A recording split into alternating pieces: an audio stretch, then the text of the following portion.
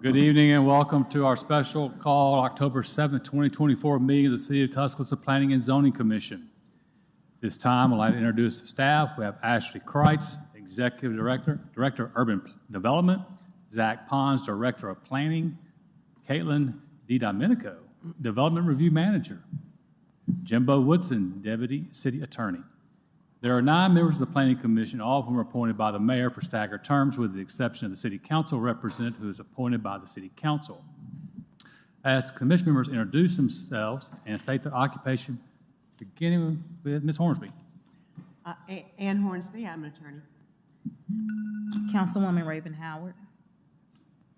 Eddie Pugh, retired, Tuscaloosa Fire. Vince Dooley, UA Campus Planning. Tim Harrison, General Contractor. Bill Wright, business owner. There are sign-up outside for public comment. If you do not sign up, you will still be given an opportunity to speak during the public comment portion of the agenda. Nice procedures. The commission will take up items in the order of the agenda. The commission will receive a presentation from staff regarding zoning text changes necessitated through testing, along with minor changes and updates to the proposed zoning map that they have identified between the creation and present day. The commission will vote to accept or reject these changes for final recommendation to the City Council later this fall. This is not the final vote on these items. The final vote is expected on October 30th, 2024. After the staff presentation, the floor will be open to public comment.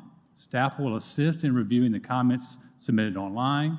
Others in attendance will be welcomed after online comments are reviewed. Online comments are separated into 2 categories: comments of support and comments of concern. Comments of support generally do not require commission action in terms of a vote. For comments of concern, the commission will decide whether to accept the proposed change or leave as is. Individuals wishing to express support or opposition will be given 3 minutes to speak. Only the Planning Commission will grant a specified time extension to an individual. Public comment will be received, the floor closed to public comment, and the commission will open discussion among themselves, reserving the opportunity to vote and to accept or reject any proposed changes for final consideration at the reviews meetings that will take place this year. So again, we're going to have several contentious issues as we normally have had. We're going to stick very firm to our time. We've probably heard from you in most of these cases anyway, so please be respectful of others. We will be monitoring the clock closely. These procedures are video recorded and broadcast live. All public comments should be made at the podium into the microphone. Please first state your name and address for the record. Jurisdiction regarding zoning text amendments, sections 11-52-76 of the Code of Alabama states, the legislative body of such municipality shall provide for the manner in which such regulations and restrictions and the boundaries of such district shall be determined, established, and enforced from time to time, amended, supplemented, or changed, and may adopt such ordinance as may be necessary to carry into effect and make effective the provisions of this article. The Planning and Zoning Commission serves as a recommending body to the legislative body. While the zoning text amendments will be considered in pieces, they will not be enforced until the full zoning text is adopted and the zoning map changes implemented. In layman's terms, if there is a vote at any point to recommend changes, they will not be enforced on any property until the City Council adopts the zoning text and zoning map changes formally through many public hearings. At this time, I would ask, do any members of the Commission have any conflicts of interest or possible conflicts or any topics on the agenda for discussion this evening? If so, please state for the record. Having heard none, with that, we will begin. Well, good evening, Commission. It is wonderful to see you, and we have a full house despite the lack of power that we had September 25th. So I'm so glad that everyone got the memo and was able to turn it around and make this evening's meeting. So really briefly, as we get started, let's talk about those meeting expectations. There may be someone new in the room this evening or watching from home. For our steering committee members, please remember to note your role in the process. If you were a steering committee member and you're speaking at the podium or on record, just note that role for us. For our Planning and Zoning Commission members, you've been able to review the draft code articles, the proposed map amendments ahead of the meeting. As we get into public comment, just refrain from arguing with public commenters. Listen, ask questions if you don't understand or need clarification. Be respectful and desire an expedited proceeding. For everyone in the room tonight and watching from home, meetings will begin at 5 p.m. and end at 7 p.m. And I know at the last meeting, Commission, you decided that we were going to get finished tonight. Regardless of time, we're getting finished. Is that still the consensus? Heads are going north-south. We're going past 7 if we have to. We're going to utilize the 3-minute timer visible to all parties this evening, as Mr. Wright noted, and only the Planning Commission members can grant a specified time extension. Staff is managing the flow of the meeting for efficiency's sake.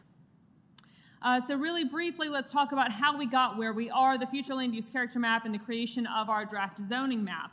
Over the course of 2018 to 2021, you'll see on the screen in front of you the amount of public participation that happened. This did not occur in a vacuum to create the framework plan, nor has the creation of the updated zoning ordinance and zoning map happened in a vacuum. We have so enjoyed the amount of public participation that has gotten us to tonight.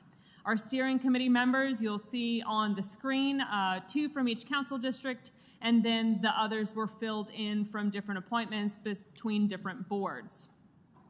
The future land use and character map, of course, is not a mandate for development or rezoning. We are merely using it as a policy guide that we are implementing through our zoning regulations and other public and private investment projects. Remember that multiple zoning districts have been appropriate to implement a future land use character type, and we have seen that as we've gone through this process. Those categories are on the screen in front of you between mixed-use areas, commercial areas, neighborhoods, employment, institutional, and conservation areas. So to create the zoning map that we have been studying for the last, what month are we in? 10. So the last 10 months, we have used the framework land use character map, the existing zoning map, existing land uses, and then the professional judgment and expertise of us as planning staff. Specific areas of the city were posted on the framework website, distributed via email ahead of time for public comment, and we have gotten to these final review meetings where everyone in the city is here and represented. So our new zoning districts, again, are on the screen for you. And we are going to talk really quickly about a zoning text draft change that we have come across in the last couple of months. And it's regarding our alcohol-based uses and our definitions.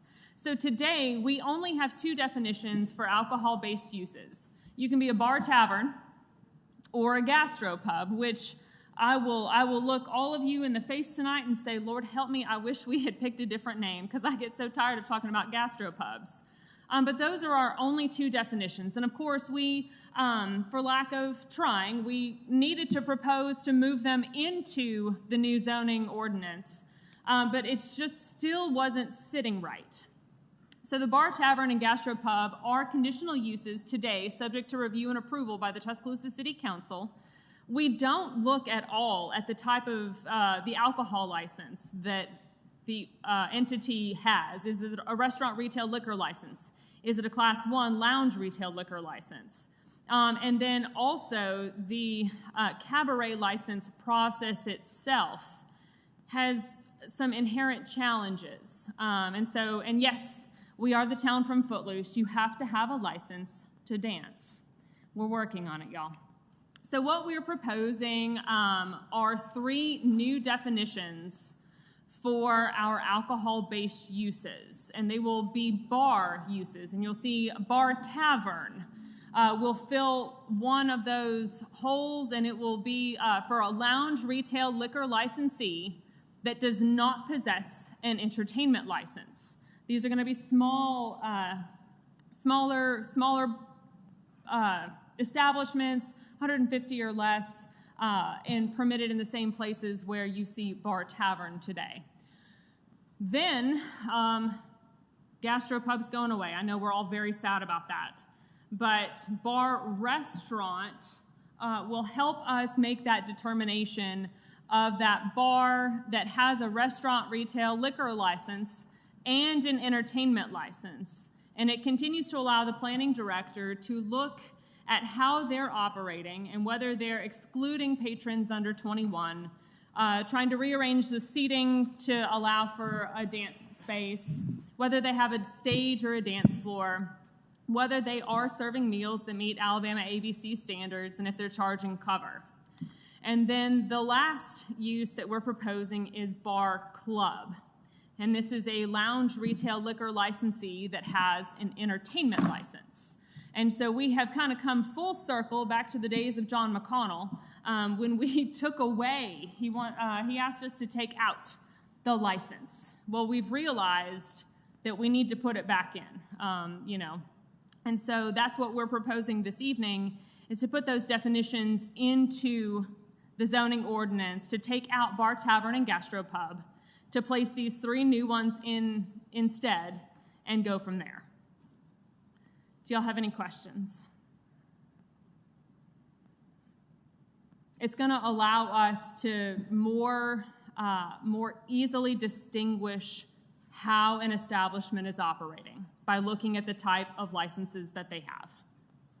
So the Chamber and Commerce and all the current licensees are on board and Claire on? So they are not impacted at all. No one that has a current license is impacted in this. They just all get slotted into they're just definitions. So it's a clearer definition. It's a more for the clear future. definition. Okay. Yes, yeah. I think it is. I just want to make sure that I don't want to have next month a storm of people? Oh, Yeah. yeah. Well, and it's not even next month. It's, 30 days. let's do some math real quick. That's hard.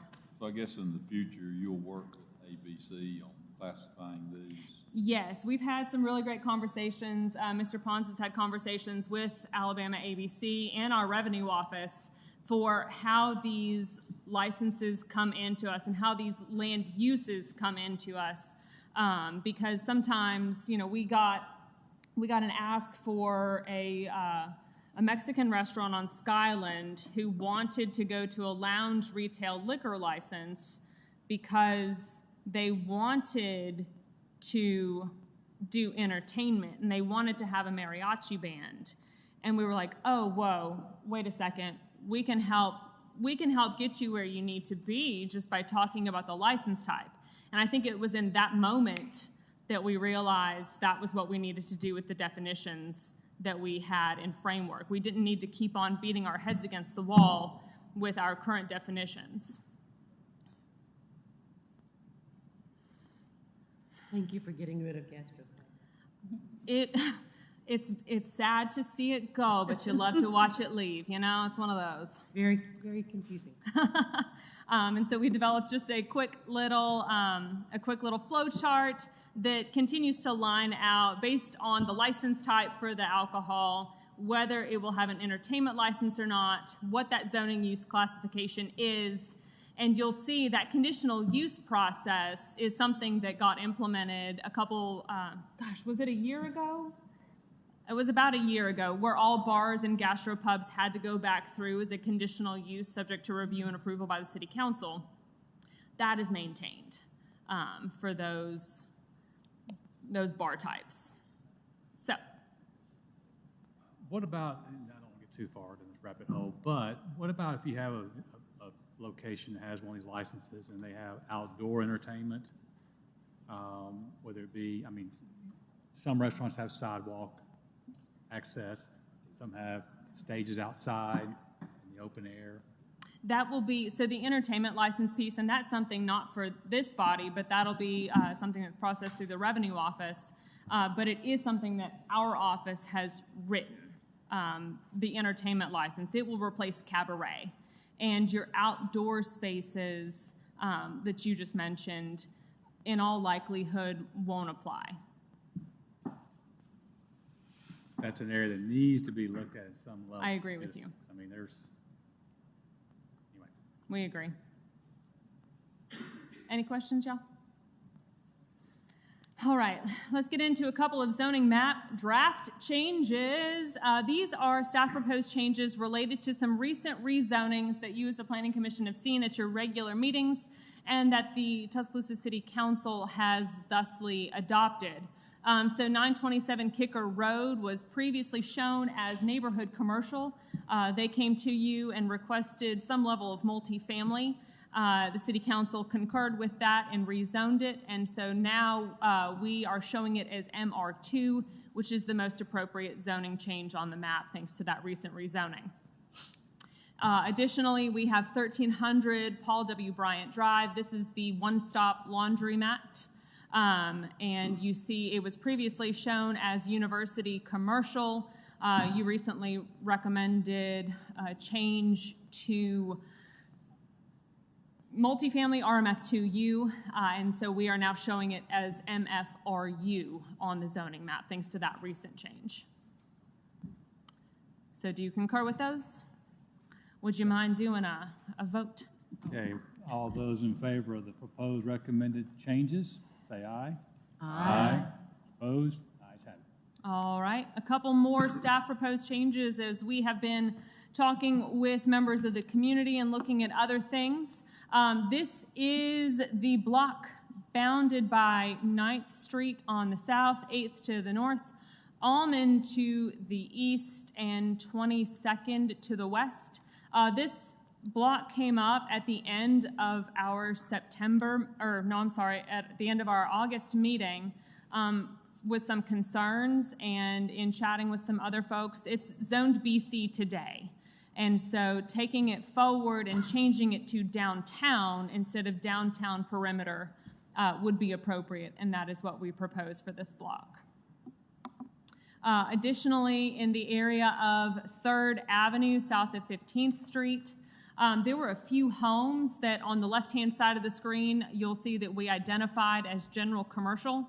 On the right-hand side of the screen, we are adjusting those so that those residential structures are not shown as commercial zoning and going to MR2, which is what that zoning is to the south. So, and those are the only two staff proposed changes that we have for you. Do y'all have any questions? Nope. All those in favor of accepting those proposed changes, say aye. Aye. Those opposed? Ayes have it. All right, Commission, we are getting into our public comment process for this evening. As a reminder to everyone, we'll be utilizing that 3-minute timer, and only the Planning Commission can grant that specified time extension. For all of our commenters, if you do come up to the podium, please be sure that you return back to your seat after the end of your comments while the Planning Commission deliberates. We had a little bit of that going on in the last couple of months. We need to make sure everyone's going back to their seats. And then any comment requiring a decision by the commission will be voted on as they are being presented. So everything this evening will get some level of a recommendation vote from the commission. If we are ready, commission, let's move. Miss DiDomenico has taken over she's taken over my computer. All right, so our first public comment tonight, she's here. Miss Grant is here. I promised her we would make sure she was here before we hit her property. So this is Allison Grant at 621 Queen City Avenue. It was continued from the July 31 meeting. And we'll get it pulled up. It is a comment of concern. I think the zoning should be downtown historic edge. Comment is, our house is set up as a duplex. We are currently zoned R4 and would like to retain the ability to rent one side of our house going forward, even if we stop renting for a period of time. Because there are 2 kitchens in the house, we worry that our property value will be negatively impacted if we decide to move and aren't able to sell with multifamily zoning. For these reasons, we request that the city change the proposed zoning on our house so that we can retain our current property rights. And that's from Allison Grant. She is here this evening, and I know that there are some other members of the neighborhood who are here as well. Commission, you asked us to kind of go back and see if we could find some level of consensus. And I believe that the consensus that we found is no longer. So with that, I think it's best to just turn it over to public comment. Do we have, does Ms. Grant want to take our time, or do we want to, do we have any sign sheets for that issue? No, they're just, I mean, I think we just call based on who's here for this case and go from there. Okay, well, Ms. Grant, you are requesting this. Would you care to make a comment, or you would like to hear from those in opposition or hear what others have to say? Yeah, I don't know what the opposition is, so it's hard for me to respond to the specific comments. But as I said in the last meeting, what we're looking for is just to retain the zoning on our house that it had when we bought it. The house is a duplex, and during my research, and Ashley has confirmed this, if you try to sell a house as a duplex with a single-family zoning, the buyer can't use the income that would be generated from the house being a duplex to contribute to their application for the mortgage. And so this presents additional problems that I didn't articulate in the last session as to how this could negatively impact our house. It has 2 kitchens, it's a divided house, and we would have to rip the house apart in order for it to look like a single-family home. We also want to have the ability to stop renting the house for periods of time should our parents need to move in for elder care, should we decide to take over a part of the house for some period of time and then move back to our side and continue to rent it. And we feel like we should be able to keep the house the way it was when we bought it. Do I sit down now? Any questions? Thank you. Let's hear what, if there's anyone care to speak in favor or opposition of this request or this, please come forward.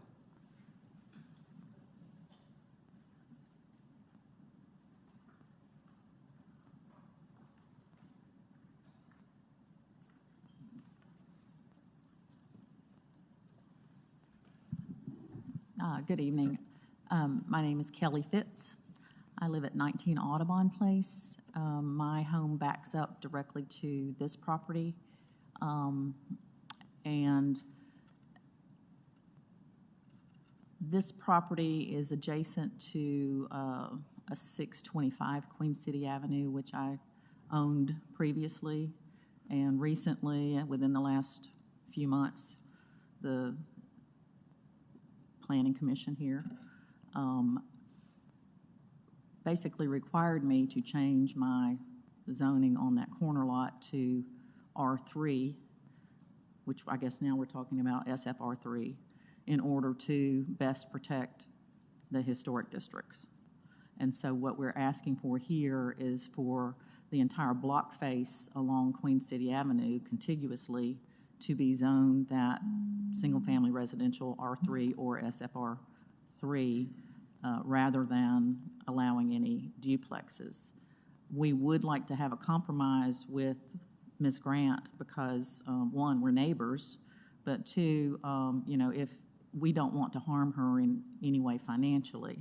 So I don't know what you as a planning commission can do in order to maintain consistent zoning across that block that better protects the historic area and also accomplish what she's looking for.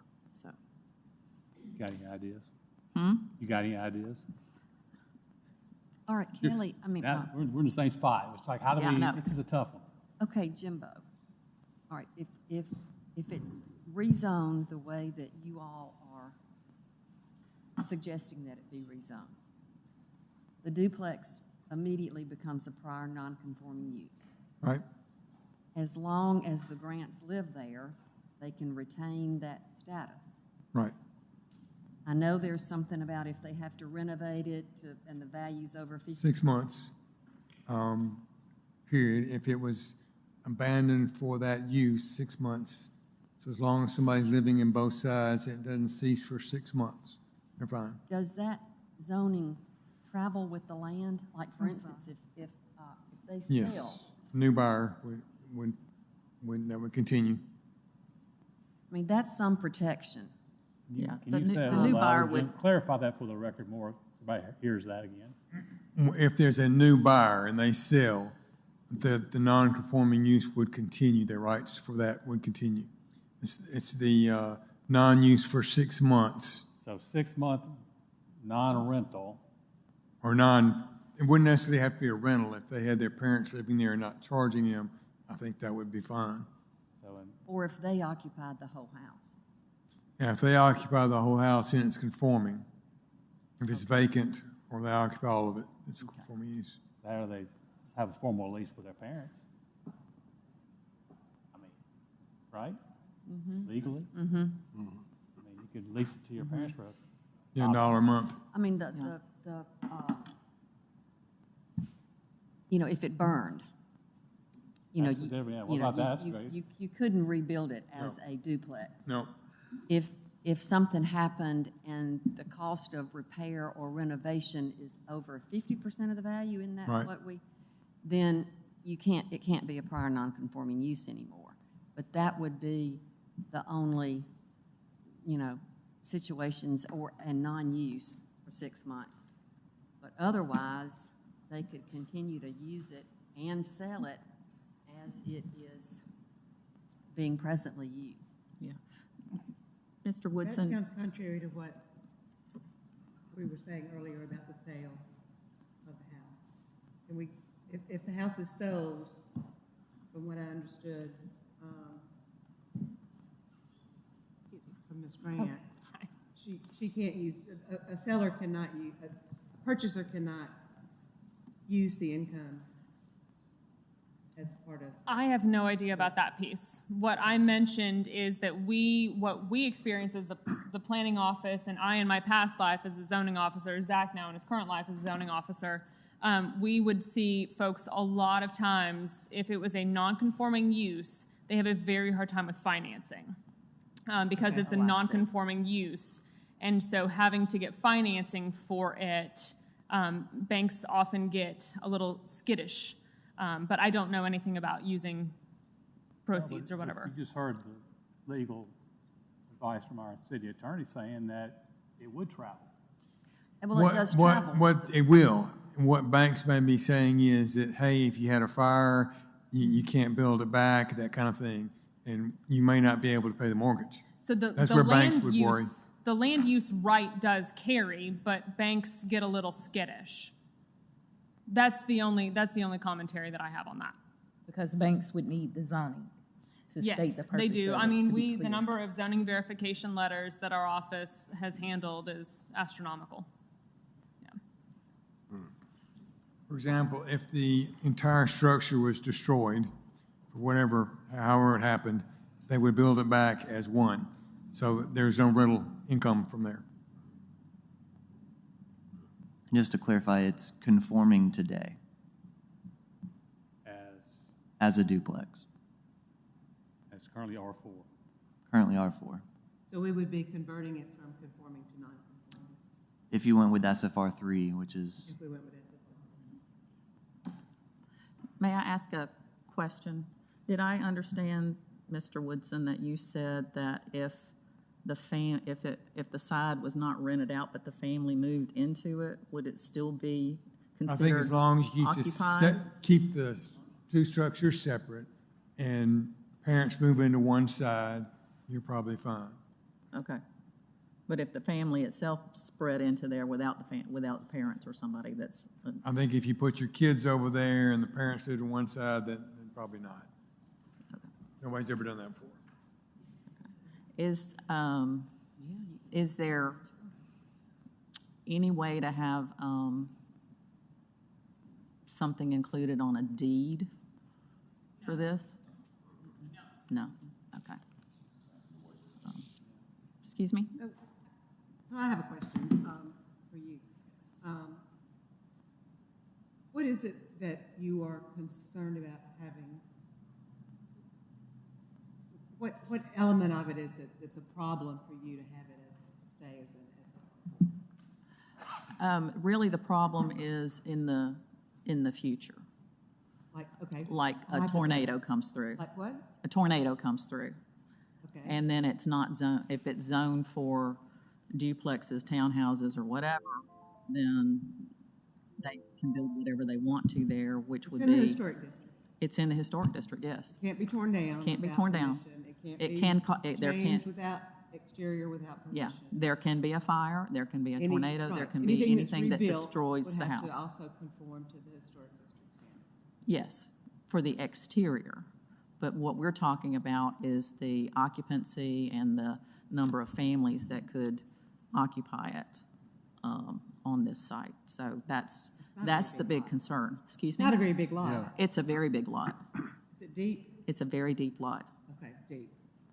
As was the one next Right. to me, Right. that we, subdivided some parts off to protect it, so that nobody could build multifamily or duplexes For sake or of time, I whatever. just want to, So- 3 minutes has been Oh, sorry. up for a little We're while. having I an did that. interaction. I don't think that's, All right. this is a, Should I sit down now?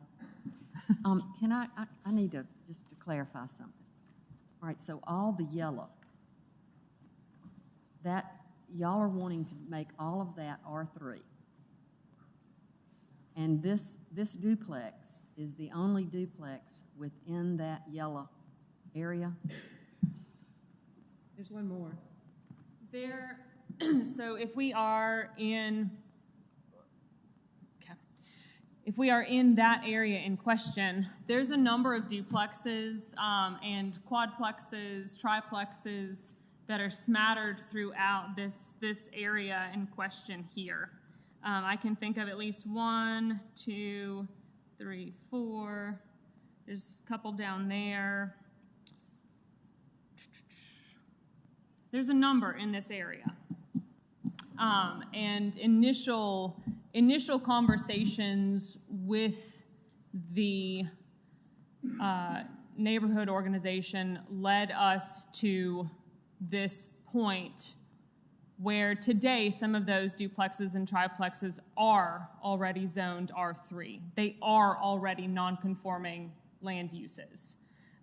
Where the rub has happened, and what we're seeing tonight, is that there are 3 pieces of property that front Queen City Avenue right here that are zoned R4 today. And they are asking to go, Ms. Grant is asking to change her zone to allow her home to stay some level of conforming. The proposal that we had come to, or the conclusion we thought we had until late last week, was SFR4, which would only allow duplexes, single-family homes, duplexes, and townhomes, which is why I mentioned, that level of where I thought we had gotten in consolidating and negotiating and serving as the mediators had fallen apart. So, Commission, it comes to you at this point. I think there may potentially be some other public comment if you would like to hear it this evening. Otherwise, Well, Ashley, help me to understand, what was the problem? Can you break that down? What's the problem with doing what we proposed? Yeah. SFR4 was compromise is going to be a weird word to use, again, as staff serving as the mediators here. But SFR4 seemed to be a plausible scenario that could work. Right. But the neighborhood group, you've heard a little bit this evening, is not satiated. Does it still give the same protection for Ms. Grant that we were talking about in terms of everything that The Jimbo duplex would said? be allowed to remain as is. So was the staff recommendation that all 4 of those properties, the properties on that block be SFR4? At this point, staff has no recommendation regarding this matter. I understand, but the compromise you worked out, was it the whole block? The confirmation, no, the compromise was, we knew that there was this row of 3 that has been highlighted in that blue that you see on the screen. And one of those is commercial. One of those is commercial, but it's R4 today, so that property is already legal non-conforming. We heard from Dr. Ursick, who owns the northernmost property here that is a duplex, and he wished for his property to remain SFR3, which then left you with only the Tuscaloosa property and then Ms. Grant's. As currently zoned as what? Currently, it is R4. in the historic district. And what did Framework recommend? We show that as traditional neighborhood core. So multiple zoning districts can apply to any one future land use category. And so, as I mentioned, our previous conversations led us to painting a broad brush. The lot Kelly was involved in to the south, we rezoned it to what? You have rezoned that to R3.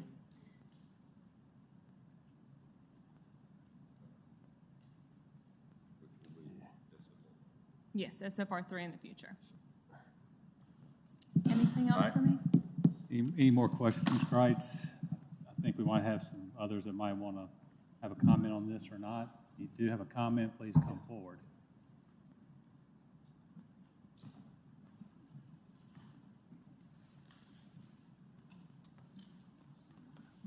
Joseph Cox, 5 College Park. I live around the corner. I don't know exactly, I only sort of became really aware of this sort of mid to late last week, and I don't know exactly how we got to the compromise with a recommendation. I think that, frankly, to Ms. Hornsby's point, there's already a lot of protection in place for the Grant home through the Historic Commission. Now, whether this commission would be comfortable having that one lot be SFR4 as opposed to the other 3, I don't know. But, I think the argument is real that if there's a destruction of this property, the default zoning ought to be what we want to be built back there, not what's there. But regardless, I think the issue is the 2 lots to the north. If it's SFR4 and they ever come into the hands of a commercial developer, they're not at their highest and best use. We know they'll be redeveloped. We know that they'll be redeveloped into at least 2 or 3 units, that they'll take up the streetscape, that they'll significantly disrupt that area from University, where people drive south on Queen City, past College Park there. So to me, if you can do it as one lot, I honestly, that'd be fine. But I think that the rest of that block, at the very least, needs to be protected so that we don't end up with a situation there where you're walking from the University Club past College Park onto 7th Street, and you have what we know will be the most economical development, which will be 2 or 3 townhomes, duplexes. They'll make it look kind of historic, but it'll be a large modern structure it's going to change the way that block feels. And that's the block that I drive past every day. That's where I take my kids out College Park and we walk up, or we ride our bikes, and it's a great little quaint part of town. It's a sort of a corridor, sort of an entrance for our visitors in town, and it's sort of one of those blocks, one of those corners of Tuscaloosa that's recognizable, that retains some of the old charm of the town that hasn't been taken over. And I just think we got to protect as much of that block as possible. Thank you, sir. All right, so what was he saying that the... Anyone else care to comment? Please come Y'all get forward. that? Does anyone have any questions? Did that guy say that the Grant property could be 4? I couldn't really... No. He wants R3. Okay, all right. Anyone else care to have comment on this property? Okay, having heard none. All right, commission. Currently, it's SFR3, it's non-conforming. Yeah, I Not mean, gonna take no action. any comments from the commission? I mean, this is a, it sounds like all the neighbors kind of really want to come to a compromise, but there is no compromise. Well, We got to make a decision. I'm comfortable personally with making an exception for that one house. So you're okay with making it SFR4, just for the one parcel? Yes. I know it's as opposed to our standards where we like to keep things consistent within a block or an area, but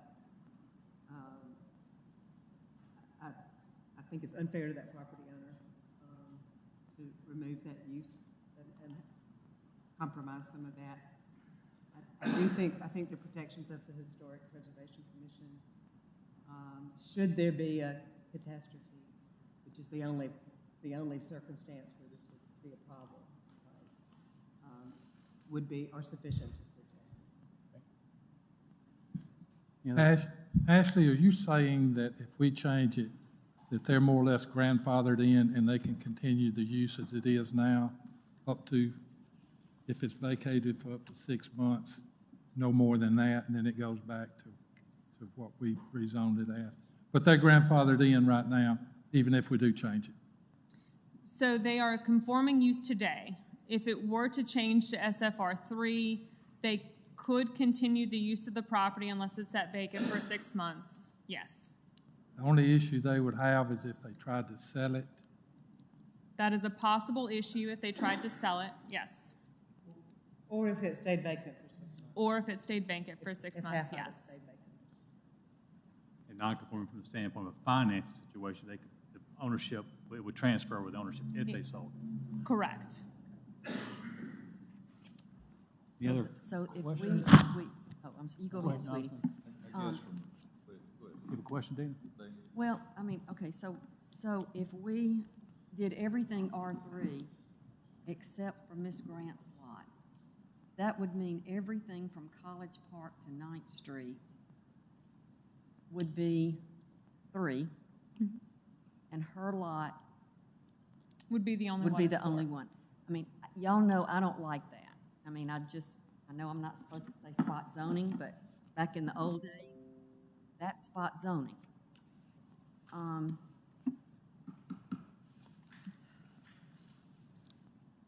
But from a practical standpoint, I kind of like duplexes in that part of town. I think the Ursix duplex is one of the quaintest, cutest houses on that street. And I'm just not familiar with Miss Grant's, wherever she is. I'm sure yours is nice too. I just can't see it in my head. So I'm torn, really and truly. I think she does have some protection as a prior non-conforming use. It's, she's got the threat of not being able to, a buyer not being able to finance it, possibly. She's got the threat of a catastrophe and not being able to build it back. But she does have some protection as a prior non-conforming use. Any other You want to questions? see it? Any other questions or comments? I mean, from the commission to the staff, or comments from the commission?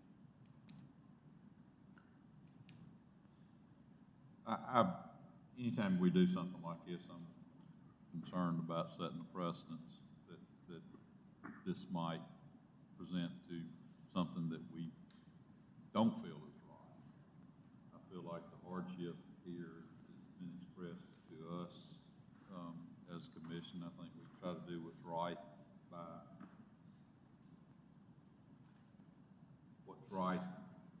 what should be out there in the public, not to try to harm the landowner. I think in this case, I can see where, in my opinion, exceptions can be levied. I think there's checks and balances on this particular lot as to where it's at in the historic district, and if something was to come there that didn't need to be there, this board and or staff would have the right to prevent it. That's just my opinion. Any other comments from commission members? Okay. All right. Having heard no more comments, I guess the question would be is to take Ms. Grant's property to SFR4 and all others being SFR3. So that one little lot, I'll say what Dina said, but it's the one lot we'll vote on, changing to SFR4. Do I have a motion and a second to that? Motion. Second. Ms. Hornsby? Yes. Yes. No. Ms. Prince? No. Yes. Yes. Yes.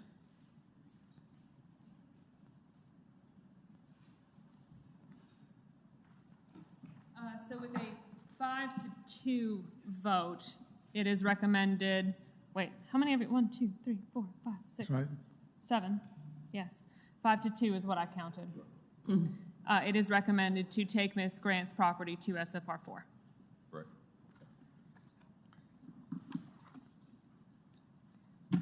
All right. The next comment is from Pete Beatty related to Martin Luther King Jr. Boulevard between 4th and Stillman. We've got a few in this area, and I believe this is it.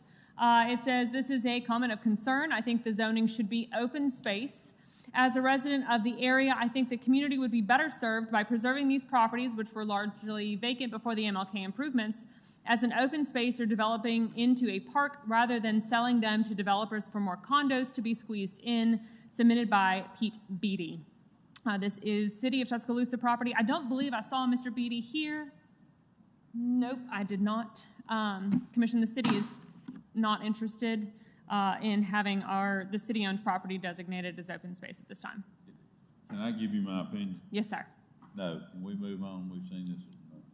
We have seen this one enough. Do we need to take a, Yes, please. is there anyone in the audience who care to make a comment on this request? Having heard none, there is a open item to change this to an open space, which the city is not interested in. Do I have a motion and a second? Motion. Second. All those in favor saying aye to no? Aye. Aye. Those opposed? Ayes have it. All righty. The next comment is from Nick Baker related to the Amtrak station. A little bit further down. This is a comment of concern, but there really is not an actionable item on it from the commission this evening, but we'll read it into the record. It says, can the city look at moving the Amtrak station closer to campus? It is inaccessible in its current location, and heavy industry is not the area a passenger railway station should be. I've personally tried to inquire to Amtrak about getting the station moved closer to campus, given that there are double tracks and they are straight. I understand that the station was proposed to be moved to Alberta. Moving closer to campus would make it possible to walk to the station and increase ridership, submitted by Nick Baker. Commission, there is not action for you on this item tonight, but I do think it is something to keep in mind should the opportunity ever arise. Noted. Yes. All right, the next is from Marcus Minges on property in the riverfront area. This is a comment of concern. I think the zoning should be riverfront. We concur. The building south of our property on 2327 and 2317 Jack Warner Parkway has a base that is 85 feet above me. If we built a 10-story building, we would not block their view of the river. We are at the bottom of a large hill they are on. I have a 4-story student housing development with a parking deck and a steep roof line that extends above 4 stories between me and the river.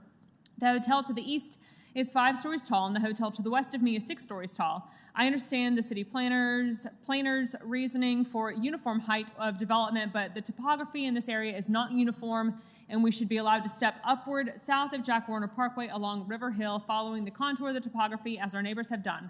Therefore, I am asking for the height restriction as it concerns this property to stay the same as it is now. Secondly, as to the proposed requirements of public retail in the first floor, or 33%, this has not been imposed on my neighbors across Jack Warner Boulevard, nor has it been imposed on the recent construction of the hotel to the east or west of us. Being that I oppose the proposed requirement of retail for this area, Marcus Minges, Attitudes LLC. And I think that was the rest of that one. Anyway, Commission, that is the comment from Mr. Minges. I don't see him this evening either. I did reach out to him about his comments since there really wasn't much action from a map perspective on this, and I offered an opportunity to chat about the height regulations, which do get negotiated as part of the riverfront plan development process, as well as the commercial requirement, not just retail, but a commercial requirement. And of course, as we know, hotels are commercial entities. So, can you enforce cleaning up that mess he's left on that lot? I'm trying. Yep, that. As the previous contract noted, next. I wished he would have been here so I could help. I know, it's in rough shape. Next. All right, Commission. We are now looking at the property at 5126 to 5230 McFarland Boulevard East. There's a number of individuals who have provided comments on this property. We're going to try to summarize them up pretty quickly. I think some are very similar, so we'll start at the top. This one is from Joe Duckworth Jr. Comment of concern: I think the zoning should be Highway Commercial District. I'm also commenting on behalf of the owners, East McFarland LLC, who have requested that their property be zoned HC when the new zoning code is amended. The next comment is from Ann Huntsinger. Comment of concern: I think the zoning should be Highway Commercial. While we are not owners yet, we have a contract on this plus 2 other adjoining parcels, .002 and .001, currently zoned BGO, and is appropriate for it to go to Highway Commercial for the use. Our plans are to operate a camper dealership on this parcel. That's from Ann Huntsinger. This one is from Joe Duckworth on a property to the south. Comment of support, but I think the zoning should be Highway Commercial. I would like to see this property zoned as HC. Based on the proposed use for this property, it will be appropriate and will spur similar growth along this corridor. The next one is from Seth Berry, who thinks the zoning should be Highway Commercial. This is also from Ann Huntsinger on the southern piece of property. It is the same comment as she made previously to the north. And this is the same comment from Ann Huntsinger on the property to the south. And then from Joe Duckworth, again, think the zoning should be Highway Commercial. My comments on this parcel are the same as my comments on 5120 McFarland Boulevard East. I believe I have seen some of these good folks this evening. Just kidding, I have not. Commission, do you have any questions? No questions. Anyone care to speak on this matter? Having heard no one speak on for or against, I would just say, based on my knowledge, this is a new to market, which is a new business that could generate tax revenue for the city. And so I think it's probably a good location for a dealership like this, being so close to a Ford dealership. And it probably gives some protection against, or protection for the Skyland Park folks as well. They've had some issues there with other businesses that aren't the most conducive for being next to neighborhoods. So that's my comment. All right, any other? All right, Commission, before us we have on this, ma'am. Commission, if I may, as I'm listening to this conversation, I know that the properties in question are just these two. Are you interested, if you are leaning in the direction of going Highway Commercial, are you interested in potentially pulling that down some, or just doing those two pieces of property? Pulling it down south? Mm-hmm. Pulling it further to the intersection with Garden Parkway. So the purple is the Highway Commercial zoning?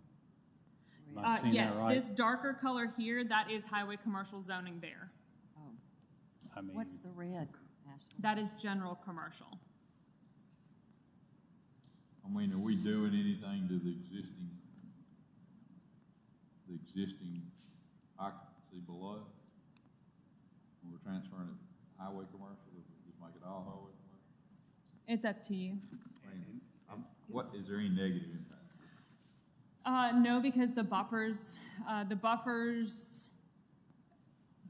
would potentially get a little bit better, possibly, but it's up to you. what about the property owners to the south? I mean, I've always had the feeling up here that Yeah, hate to change the zoning on somebody that's not present.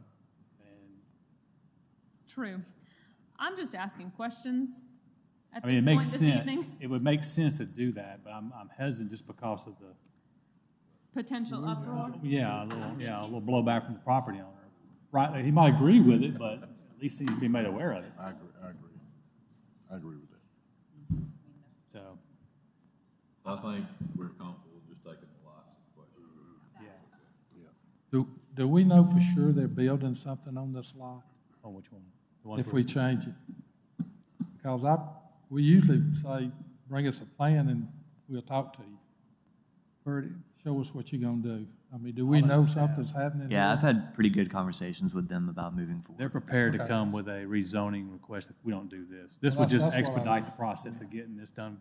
I just wanted to be sure they were gonna do what, And it's also HT today, or Yeah. it's BH today, highway sorry, commercial now, BH isn't it? equivalent. Yeah. They were recommending changing it to general commercial. So we were changing it against the request of the property owner. We're kind of keeping it the same, really. Yeah, okay, gotcha. Make sense?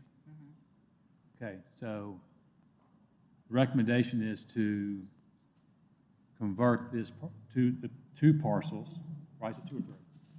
2? 2 parcels to. I think it's technically 3, 3? the top 3, the north The 3. top, northern 3 lots to HC going forward. All those in favor say aye.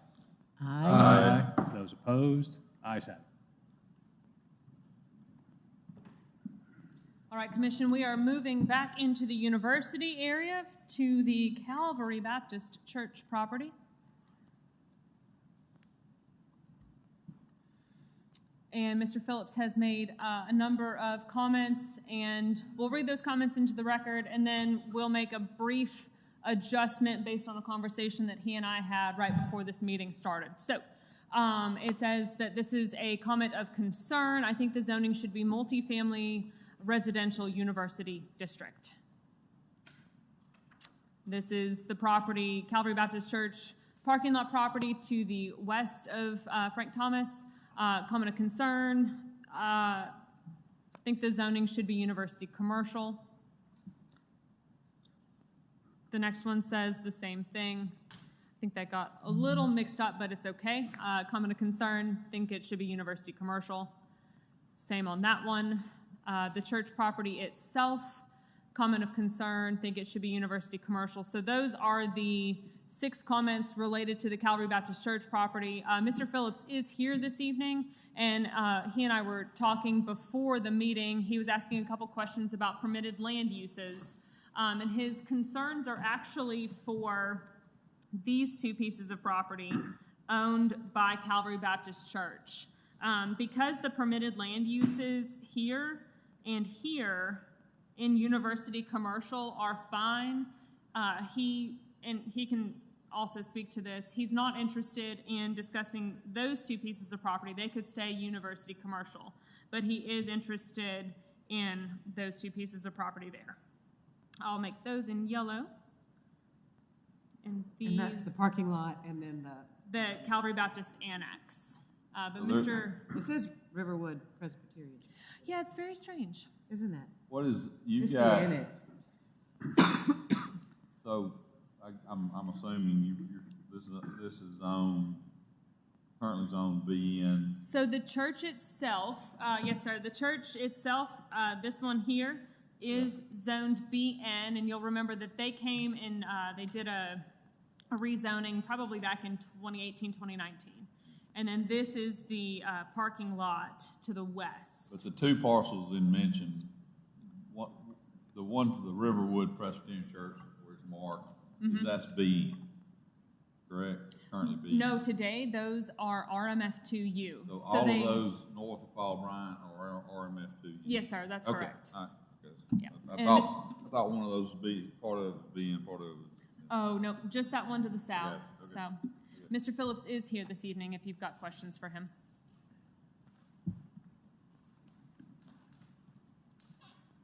How y'all this evening? Good. Gary Phillips, 1201 15th Street. That concern is the north parking lot and the annex building. I don't know where Riverwood Presbyterian Church came from, but that's not correct. Those, that zoning now is zoned for apartments, where we could build apartments there. And if the church chose to sell that property, which it's had a contract on it before, it would be substantially worth more with that zoning than it would be with a business district zoning or business zoning. And so that's the only concern. Church has no intent of selling, just it's a downgrading of value of the property. It is the only reason. The other side of the property, of the other side of the street, there's no problem because that's exactly where it's going to stay at. So not a really argument per se. The church is not, up in arms about this. It's just the fact that we had that property sold for a substantial amount of money to build apartments on it. That deal went away, and if it was own business, it wouldn't be worth anywhere near that. So financial situations of churches now, they are all struggling, and we just want to make sure that all our options are there. That's it. Nothing. Any questions for Mr. Phillips? It's zone, it's zoned, right now, there's apartments all the way around it, so that's why we're just asking for it to stay that way. So are you looking for RMF? What are you looking to zone? The same zone that it is now, I don't know the different classification. BN, right? Is it No, it's zone RMF. RMF2U? Today, the property is zoned RMF2U. Right. They would be looking to go to MFRU for those two It properties. would circled default in to yellow. that if we don't change it, correct? I'm sorry? It's going to default to that when the new zoning, right? That's the new, If you Right. propose to change it this evening, yes, the Yeah, RMF2U that's- goes to MFRU. That's my I'm point. sorry, Yeah, I that's right. understand the question now. but someone on staff said, or somebody said, let's take it to BN? our university commercial. But it's, We certainly would like some business down there. yeah.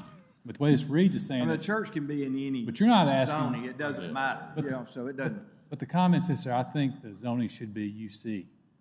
Who made that comment? University commercial, yeah, who, Made that that was wrong, right? That's wrong. I think That that just- was I think that was a. I'd say, 'cause that's conflicting with what he's talking right. about. Yeah. Okay. So the dark gray above the church's property, that is multifamily, correct? It would be the same zoning that Yeah. would be applied to this property if It's y'all vote yes. contiguous with it, I don't have any challenge, to be honest with you. Make the entire block, basically. Well, that's your question now. Who owns the two little houses there? Those Right. are owned by the Sherrills, and the rest of that property is zoned, as you can see, the same situation there, that it's changed for the reasoning, I don't know. I mean, What- if somebody made that decision, I don't know Would what it the be- decision was. What's the zoning on the two Yeah. Sherrill houses currently? Where are the Sherrill houses? Right there. Those To the right. two right there, those two houses. RMF2U.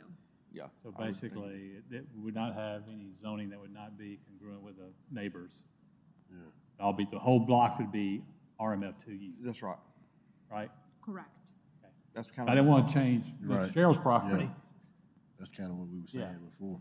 And the rest of their property is zoned that way. Okay. Yeah. All right.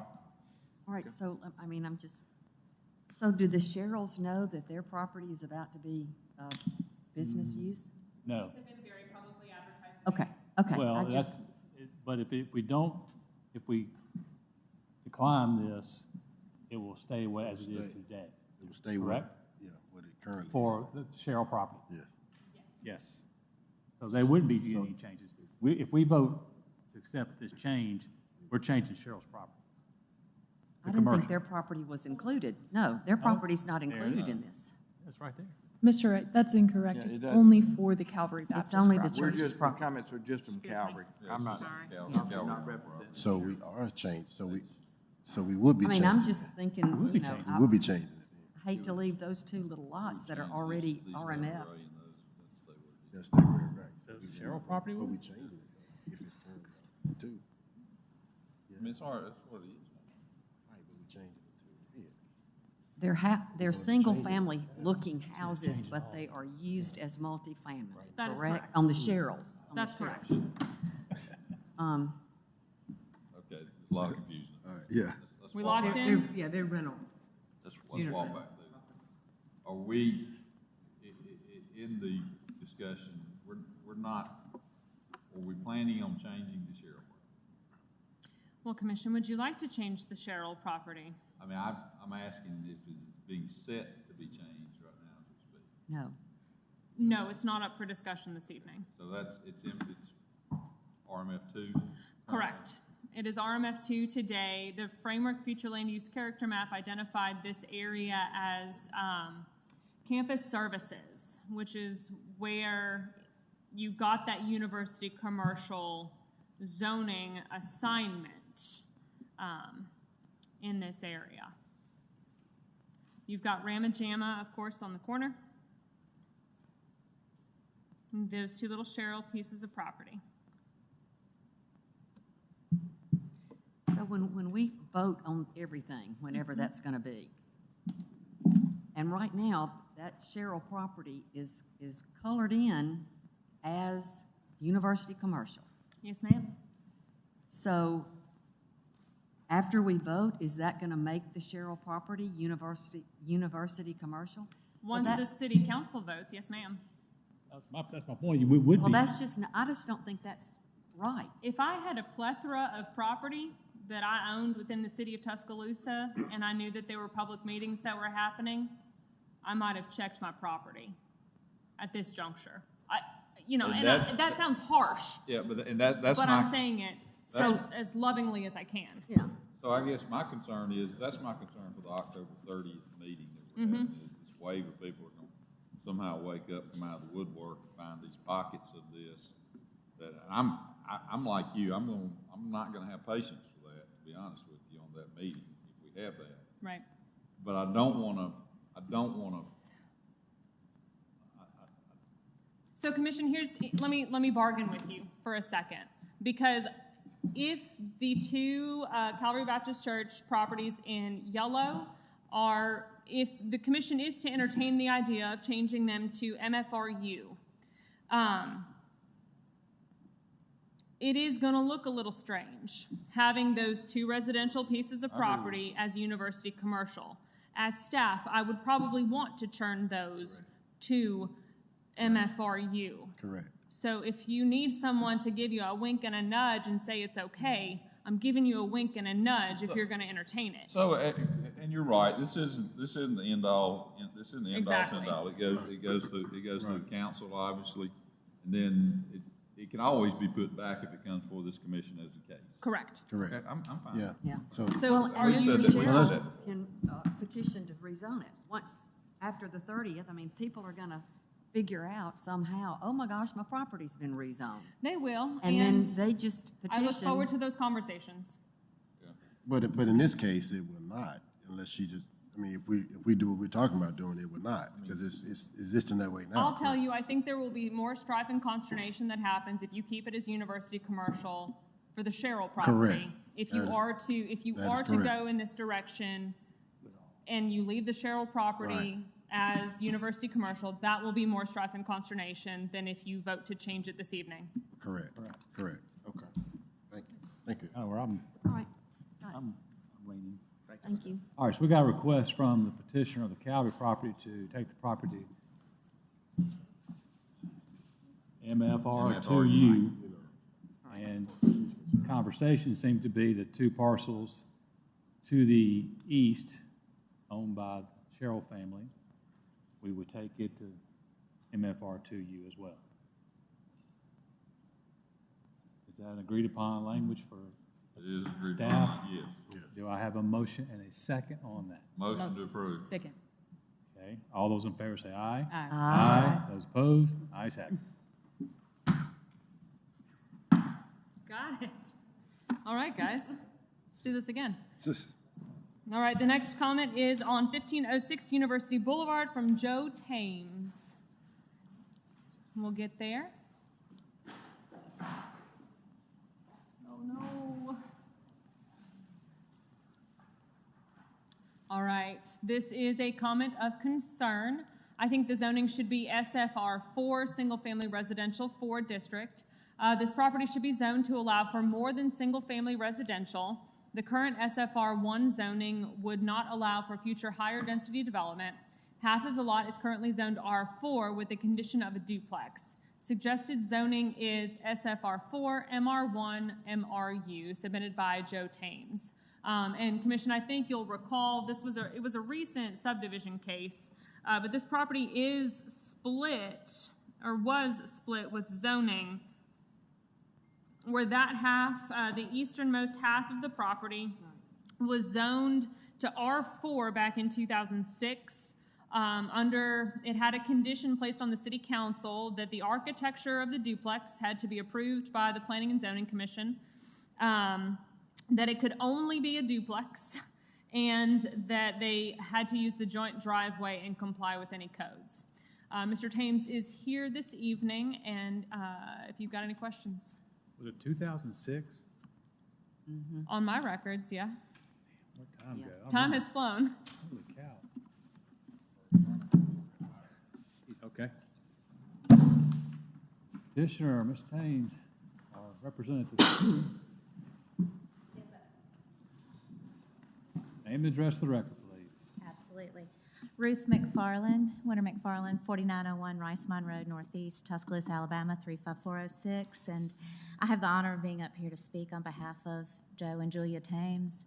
They have been longtime residents of the city. In fact, they bought the lot that's under discussion and the house next door back in 1992. They have restored and renovated that home, raised their children there.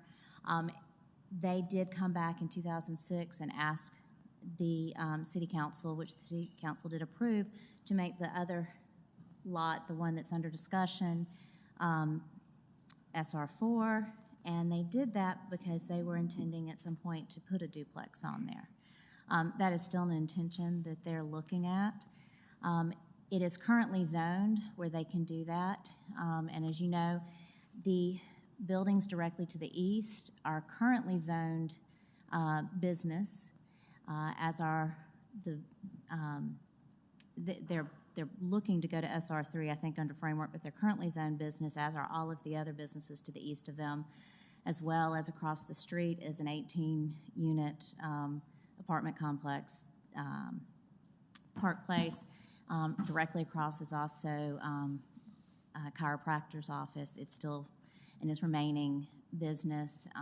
And then to the west of the chiropractor is property that is going to that MRU, I believe. And it is duplexes and triplexes. What they're asking under the city's framework, property that's zoned R4 would go to MR1. That's what it says in the framework, and that's what they're asking that it be allowed to do so that they still have the ability to build that duplex. As I said, they have been there a very long time. They are not part of the historic district. They are not part of the Pinehurst neighborhood. In fact, there's a very deep gully that separates their property from Pinehurst. Immediately to the east of them is an alley, and then again, all of the homes along Caplewood Drive that are pretty much already being used as duplexes or multifamily housing, and then commercial further to the east. They are, as I said, asking to maintain the zoning that they have and that the city council has granted them. The zoning request they have is in compliance with framework. As I said, they have been longtime owners. They have no plans at this point to sell it. They're not doing this preparatory to selling it off to someone. They simply want the ability to develop their property and use it. It's currently vacant. There is nothing on it. And if you have any questions, I'm happy to answer them. I have some questions for staff and legal here. I think we're good. Any questions, Mr. McFarland? Thank you. Thank you. On the map there, remove the blue lines. It doesn't designate 2 lots, but it is 2 lots currently, right? Because you have to have. You got 2 designations on it. Yeah, you can't have, right?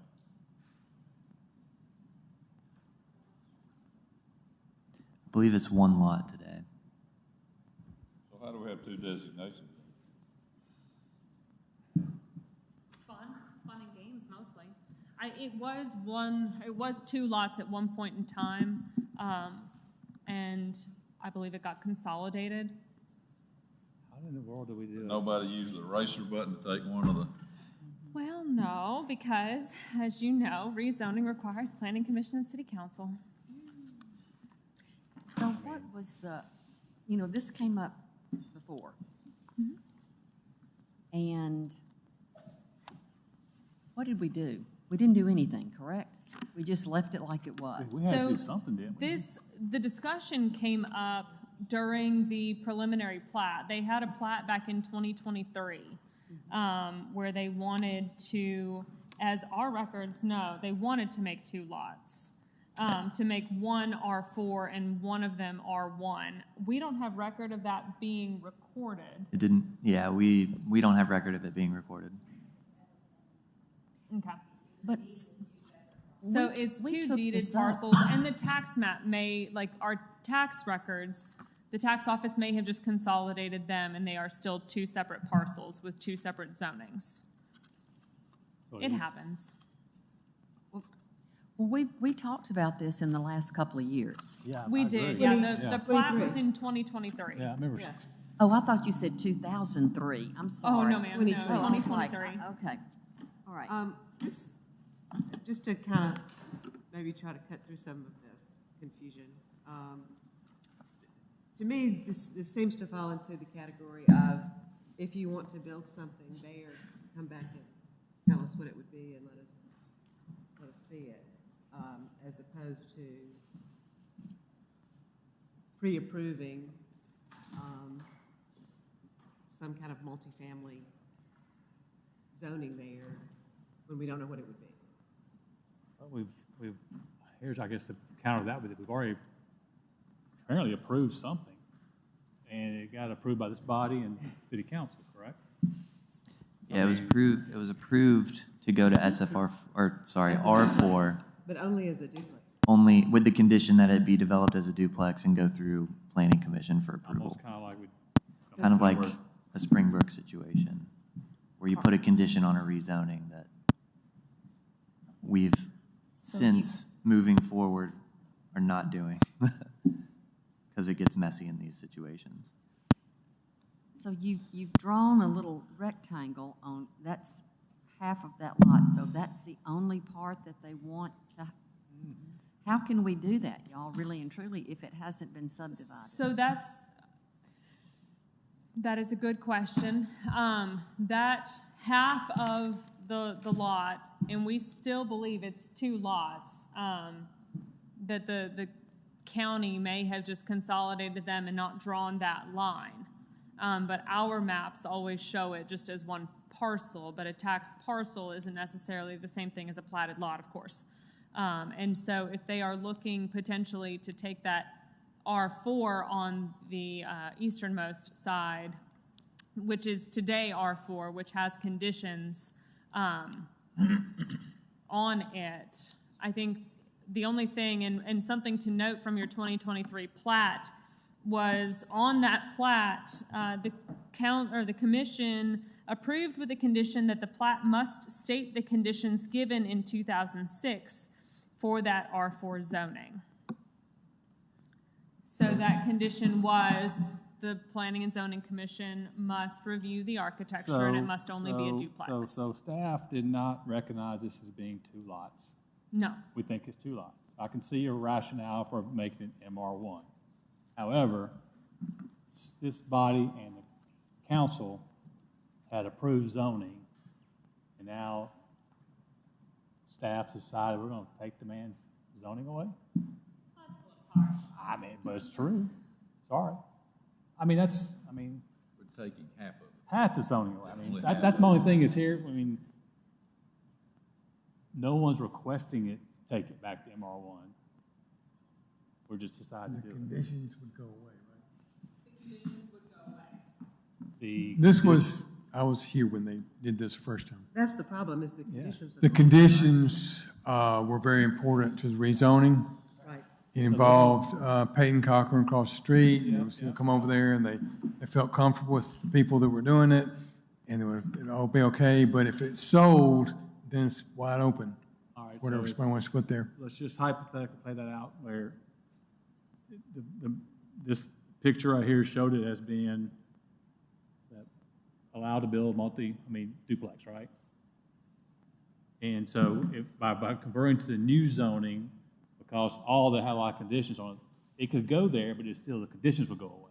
Conditions are gone, so it'd be more open to higher uses. Well, we can fix that by voting half the lot that originally stay with R1 and the other one is go to 4. Leave it in the new zone code, under the new designation. We can fix that right now, do away with the condition. Correct? Conditions are what we're gone having. anyway, it sounds like, And right? that's where If we're you right want where to, we're if you want to supposed get to rid be. of the condition. That's if We you want to can't. get rid of the condition. But I'm hearing we can't, conditions go away anyway, right? Right. With the new zoning. Yes, it'll go away So with the the- new The zoning. conditions are gone, no matter what we do. So it's either all R1, SFR1. And we've just looked at the original plat for, that's lot 3 of which subdivision? From 1897. It just says university on it. It is lot 3, and that is just one lot today. And so the 2006 rezoning only did half of that lot. And so while, yes, staff did propose to undo the zoning that existed on it, it's because it's one lot that has 2 zones on it that hasn't been developed on and has a horrific condition placed on it. And so I think, Commission, you've got an opportunity to right the wrong that staff did, or, I mean, we can figure out how to draw that line back if you would like us to. But I think also one of the things to note is that condition will go away. And so you look at SFR 4. So it goes back to it's zoned and they can do whatever they want to. Right. It's within the terms. Right. It's sorted. Yes.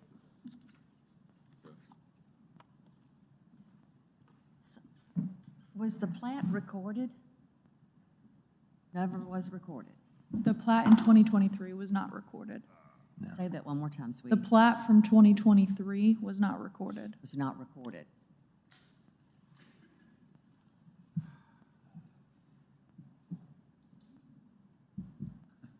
So Framework is suggesting multifamily on the entire lot. No.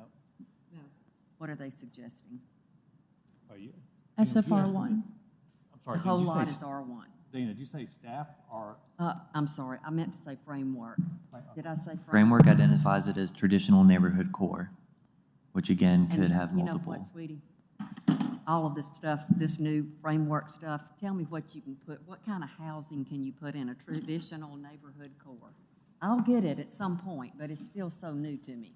So I think at this point, we don't need to be focusing as much on what the future land use character map said, because traditional neighborhood core is a mix of what you see in downtown. The grander homes of Pinehurst down to what you see in Audubon, and we just discussed at the beginning of the meeting. What is being proposed for zoning is single-family residential 1, which is what you see in that very light yellow. That's single-family homes only. Yeah. The whole lot. The whole The lot. whole lot. No divide. So the house that's there now would be SFR1, Yes, sir. no matter what. Yes, sir. Question is, do we, The question is, do you split it in half? right. Yeah, and we've already agreed to allow him to build a duplex. In 2006, you did, yes, sir. As I Yeah. recall, we made that deal, and he just hadn't done it. Yeah, but also in that deal, it said they would bring it back to planning and zoning. We'd approve or the planning and zoning would approve the architect and some other issues with it. Yep. If we leave it where it is now, what Framework suggests, then at the time these people somebody wanted to develop it, they could bring it back to us like we've done with a lot of things and change it at that time. Right. And we'd have a little say-so of what went there. That's correct, because the condition that was placed on it back in 2006 will go away. Yeah, I mean, it would be almost a taking now, because he's got the right to build a duplex present. I'll defer to Mr. Woodson on whether it's a taking or not. Well, I mean, if you have a right to do X, and you take that right away, then you're taking. Now, It's not a legal taking. it's not a legal taking, it's a moral and ethical taking. Sure.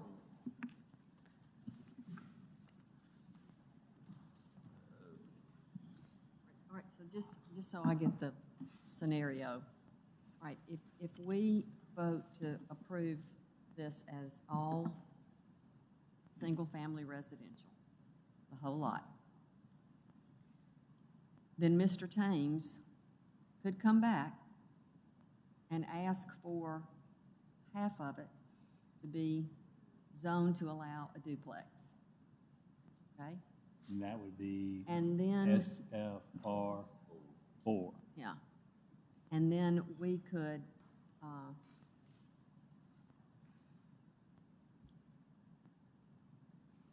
figure out to do at that time.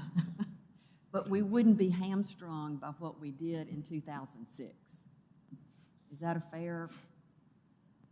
But how long do you expect it to remember it, for there to be a note in the file that we have somewhat of an obligation to let him do something we agreed to let him do? I mean, in other words, we don't like those type things, correct? I mean, we like it to be more cut and dry. We don't like promises with yellow stickies in the filing cabinet. But y'all, I mean, why didn't he file the plat? The filing of the plat would help me tremendously, okay? Because right now, what he's wanting to do is for us to put 2 different zones on one parcel of property, and I just don't know if we can legally do that. I don't know how we did it in 2006, but I'm not. What do you think, Jimbo? Certainly don't like to split a lot in half with different zones. What was that?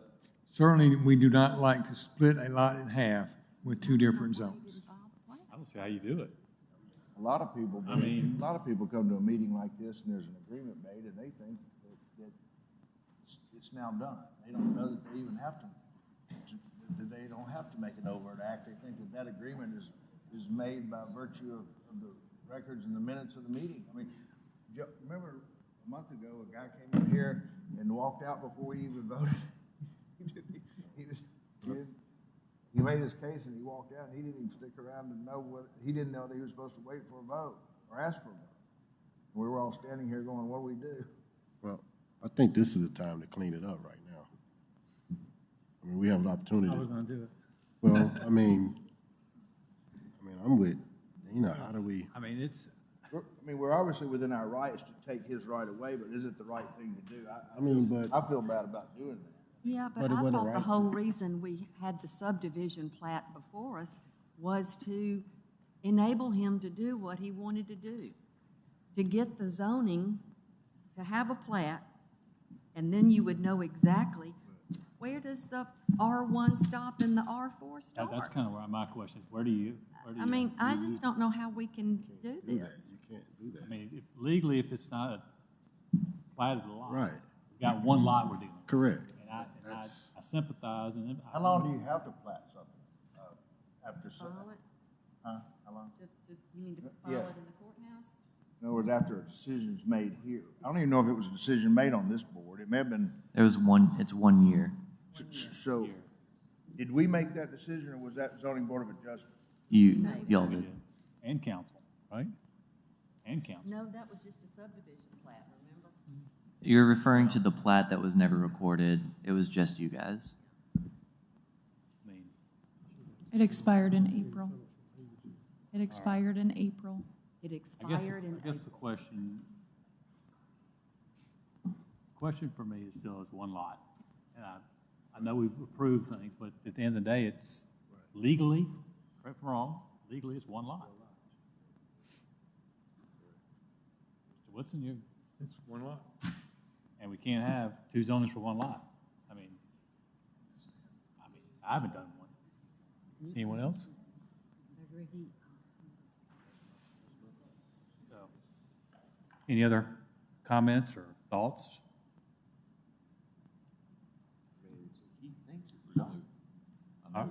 All right, so I think based on the fact we've got one lot and we can't have 2 zonings, until the lot is subdivided, then we can't have 2 zonings. Legally, that's what we're hearing, so. Everybody agree with that? I mean, What's that? I'm saying basically, I mean, I understand Mr. Thames' issue, but legally, it's one lot. And we can't have 2 zonings on one lot. his commentary here, I'm reading, he believes it's zoned R4. Well, I guess it was, but it's with conditions and it never was recorded. The plat wasn't recorded. How do y'all feel about that? I mean, how do y'all feel about an obligation of a petitioner? I mean, usually when we make decisions, is it their responsibility or our actions or the minutes, or do we take action that would be official? Or if we agreed to that, would you assume that, in other words, there's got to be an overt act by Mr.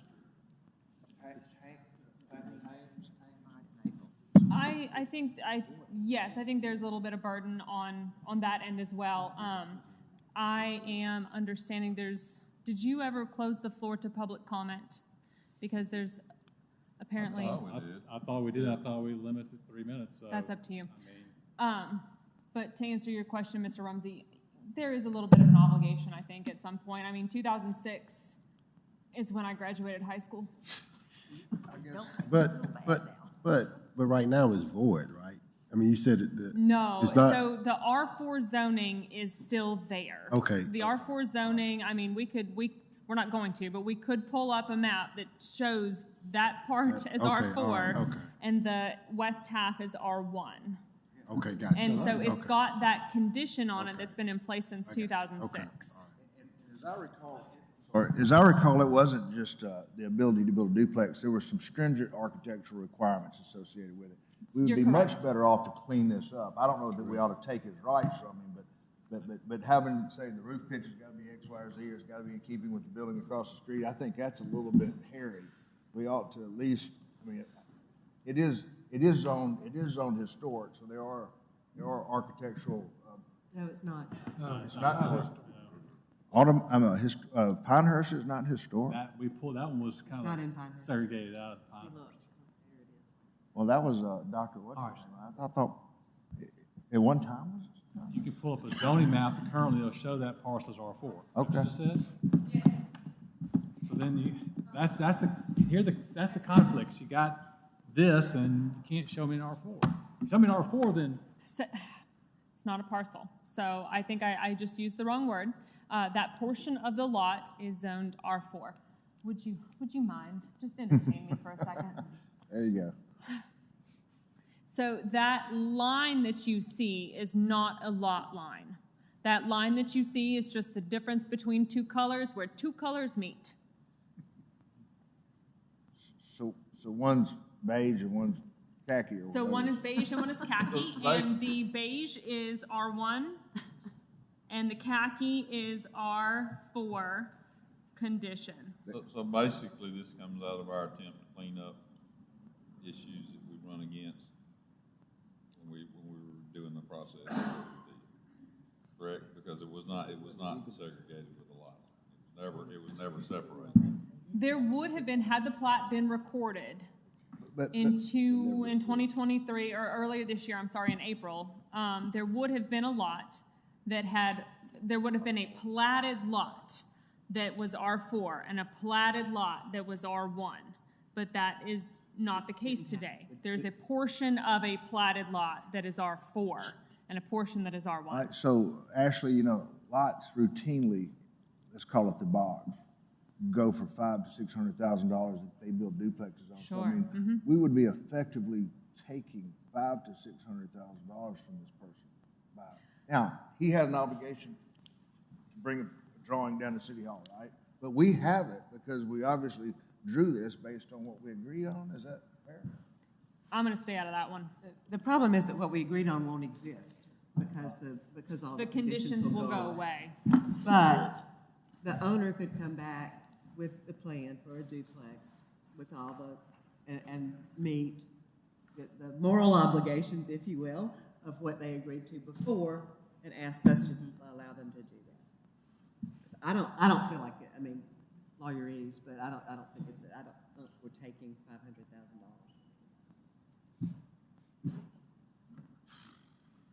When we heard that subdivision plat, they obviously, either one of two things. It was just totally to have a demarcation of where R1 and R4 would be, or maybe they had a prospective buyer and they knew they had to subdivide it in order to sell it.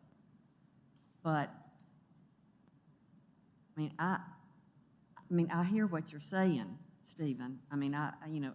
We voted for that to remain R4. It was changed in 2006 to R4. And we voted for it to remain R4.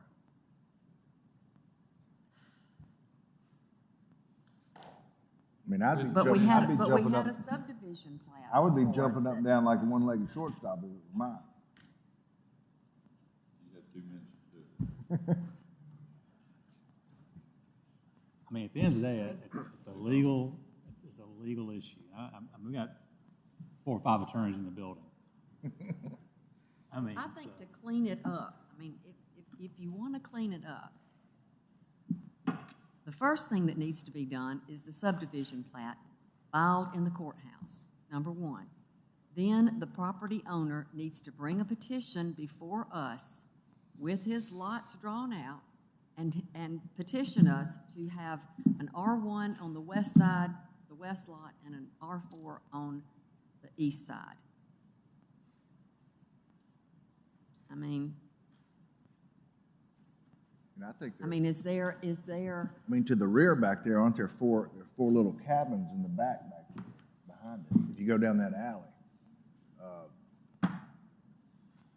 that I think maybe Price owned. Or if you go down here, there's 4 cabins on one lot.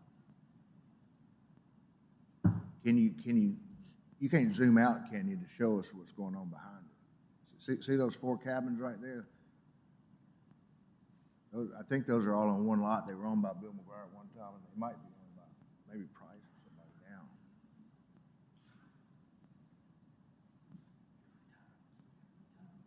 So it's not unprecedented. I'm just saying it's not unprecedented. I'd love on the left side of the It's alley. cleaned up, reworking. Give credit. I for one. I don't have any problem with it being R4 at all. That's not, I just have a problem with I'm about to say, where's the butt there? There's a butt there, right? putting 2 different zones on one piece of property. And that's, at the end of the day, legally, that's kind of where, Well, he just needs to file his plat in the next, need to give him a time limit. If he doesn't do it, then he needs to be warned that it's going to revert back to R1, and I'm sorry. all right, so I think we need to make a decision on this thing, and got many more cases to get through tonight. So is a recommendation, I'll make a recommendation that this entire parcel, since there's no plat, the recorded plat, convert to R1 or MR1.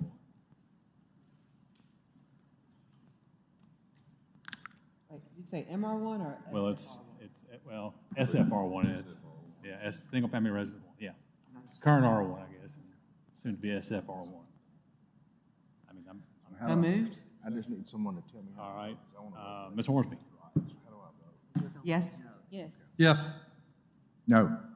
Yes? Yes. Yes. Yes.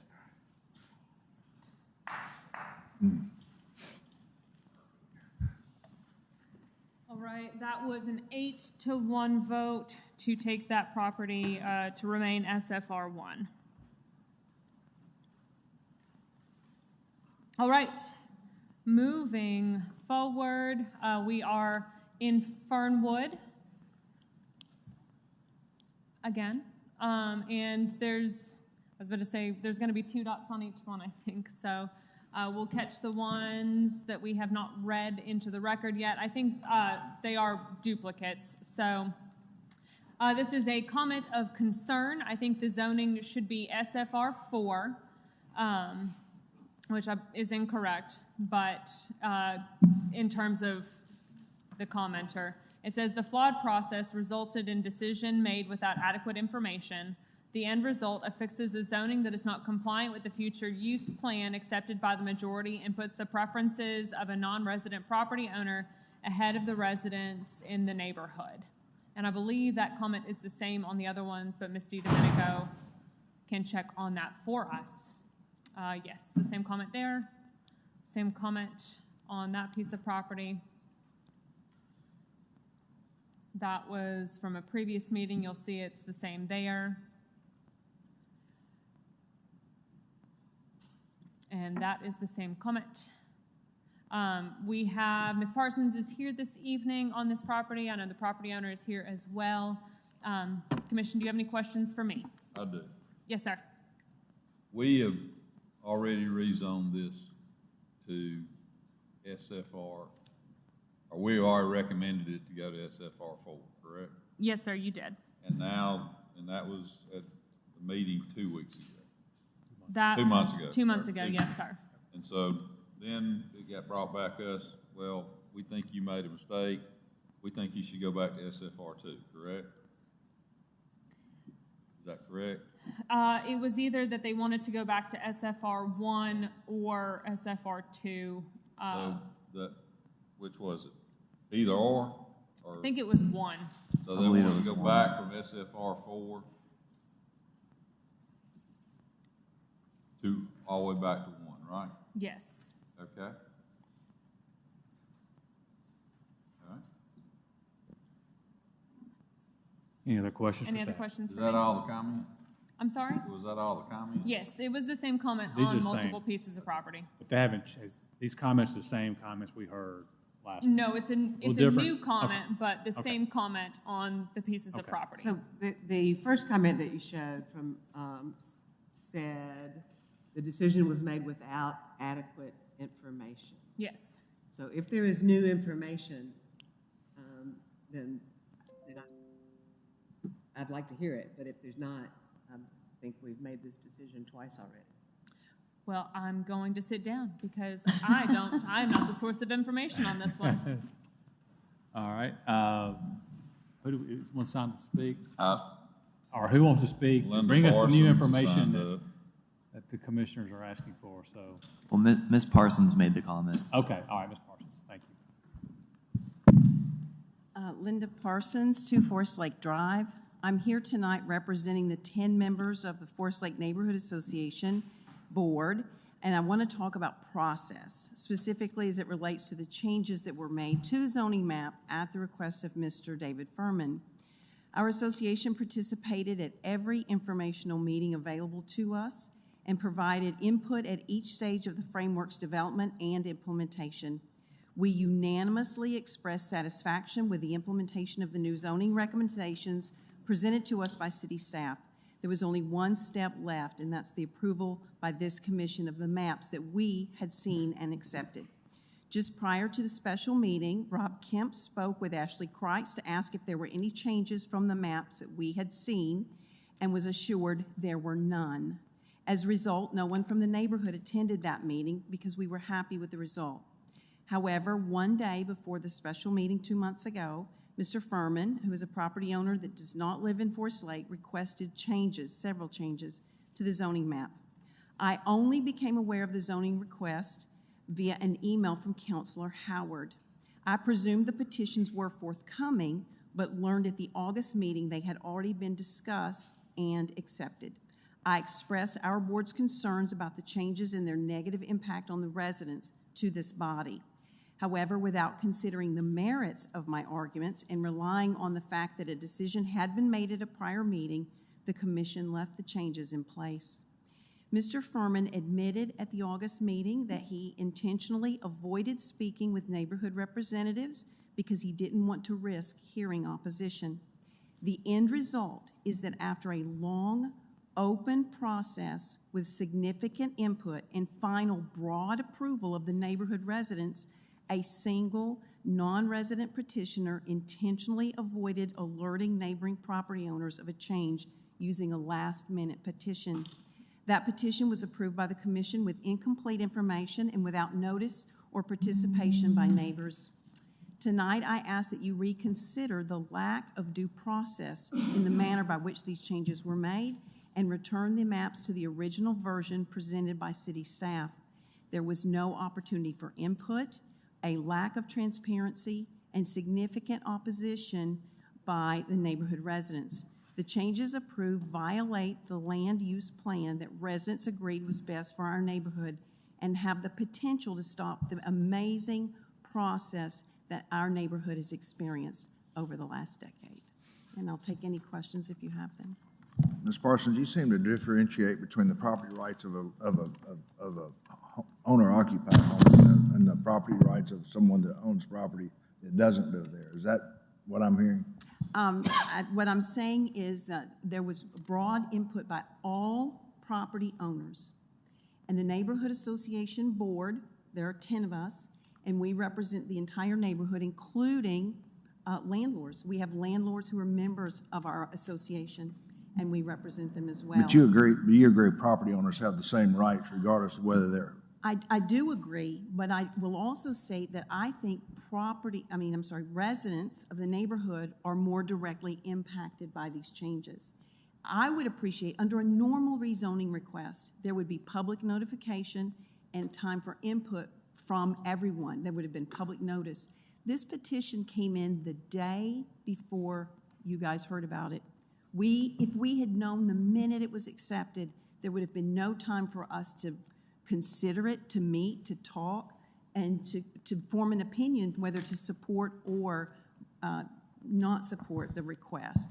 So my concern, I came here last month in August 28th, the last meeting, thinking that I was going to be talking to someone who was making a first-time petition. It was a surprise to me that this had already been voted on. We had no time for notice. There's not a process in the city, whether it's the ZBA, the Historic Preservation, the Planning and Zoning, or City Council, where there is no opportunity for people to know. There was no public notice because this process is not the normal rezoning process. So because those of us who are concerned do live where this additional density will be, and one of the others that I will be talking about tonight is a zone to a commercial, I just think that people who live nearby and will be most impacted should at least have a voice. I'm not saying our voice should have more weight, but we weren't even at the table. We had checked with the city staff just the week before that meeting and said, are there any changes? We've already seen the maps. We like the maps. We're happy with the maps. And we were assured, truthfully, that there were no changes. Those changes occurred after our involvement. And no one at this meeting apparently asked, what does the neighborhood think, or have you talked with the neighborhood? But you've been involved with Forest Lake for 25 years? I mean... For a long time, yes. But you've never been an advocate for increasing density ever on any lot, have you? That's not true. We've been happy with a lot of the changes. There's all of the perimeter lots do have increased density from when we moved there, all of them. But you've never been... Everything around this, on the perimeter. This is in the center, and it's right in front of University Place School. I'm familiar with it. So my concern, and the concern of the board that I represent, and the neighbors and landlords that are represented by that board, is that this petition was brought at a very last minute, and we had no knowledge that it was coming and no opportunity to speak. And when I did come to speak at Councilor Howard's invitation, I learned that I was too late and that our voice would not be heard simply because we had not been at the meeting the month before. Thank you. And there's how many? There's 10 members of the... There are 10 members of the board, but we represent the entire neighborhood, all owners, whether they live in the neighborhood or not. Many of our non-resident landlords are members of our association and come to our annual meeting every year. But when you say you represent everyone, I mean, you don't represent Mr. Furman. I mean, Mr. Furman or his son have come to our meetings before at the but annual I mean, meeting. Yeah. You can't really speak for all the property. I am not speaking for 100%, but I am a representative of a board, and everyone has an opportunity to speak to the board, to communicate with the board. We have a formal process in place. We have a formal board, and I'm the president of that board. So you're speaking for the 10 members, the 10 board members? And the neighbors that they have spoken with. So we, as people, would go and talk to our neighbors when an issue of this type comes. Do you have a petition with those names on them? We have 7. We have a letter from 7 of those members that came to the planning and zoning last time. But you have the authority to speak for the 10. And plus the 7 who wrote a letter of support that said we agree with this letter that the board has written. Just want to be clear. Yes. So there are at least 17 people who put it in writing. Other questions? Yes, I would just like to say, Ms. Parsons, thank you. So this is in my district, and so I would just like to first speak to the Forest Lake neighborhood. They have 10 board members, but over the past 8 years, I have never attended a neighborhood meeting where there was less than 20. I mean, those meetings are well attended, and there are always, a plethora of questions and involvement when it comes to that board. So when I brought this to the neighborhood's president's attention, I was surprised that out of all of their involvement, that they weren't aware of this one. So I am concerned about the transparency, because I do believe that there would have been input from the board members as well as the neighborhood members on this particular issue. And so for that reason, I would like to say that I would agree with these comments. Even though we've voted on this previously, I know the involvement of this neighborhood's associations, and I know how well they give their input, and they are, whether we agree or disagree, I would have appreciated that involvement. And so since we are here, I am in favor of leaving it as SR1. Reverting it back, okay. All right, thank you, Ms. Parsons. Microphone messed up. In favor? I am in favor of SR1. Thank you, Ms. Parsons. Anyone else care to have a comment?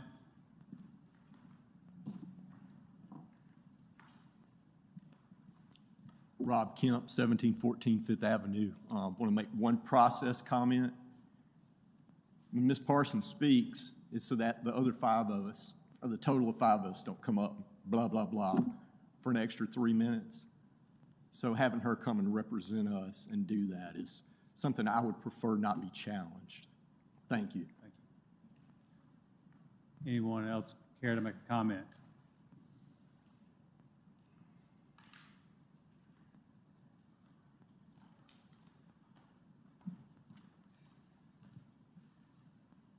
My name is David Furman. I'm representing College City Properties, which owns the lots in question here, 3925 Rice Mine Road. It's my 3rd trip back. Old business. I would like to take care of some old business. Last time when I did say that the Forest Lake Neighborhood Association was a very small number of people and they were bullies, I called out a name, and that name was Gary Limroth, who lives across the street from 6 lots on Lake Avenue that we owned, and I heard from them, and they are not in favor of this. So I want to publicly apologize to Gary Limroth for including him in this deal. If you would, if you look all the way across here, you see the yellow, the bright yellow. Those are lots that I believe the new terminology is SRMF. They're R4, basically, right? Single family, okay. And if you look from one side of the neighborhood to the other, that's what you've got. And all we're doing is saying we would like to continue that because these lots are narrow, particularly on 19th Street East, in depth, 90 feet to 120 feet. That doesn't give you much left if you take 70 feet of setbacks front and back out of it. So could you show the plan we have for the parking? And the reason we want to do this is 2 reasons.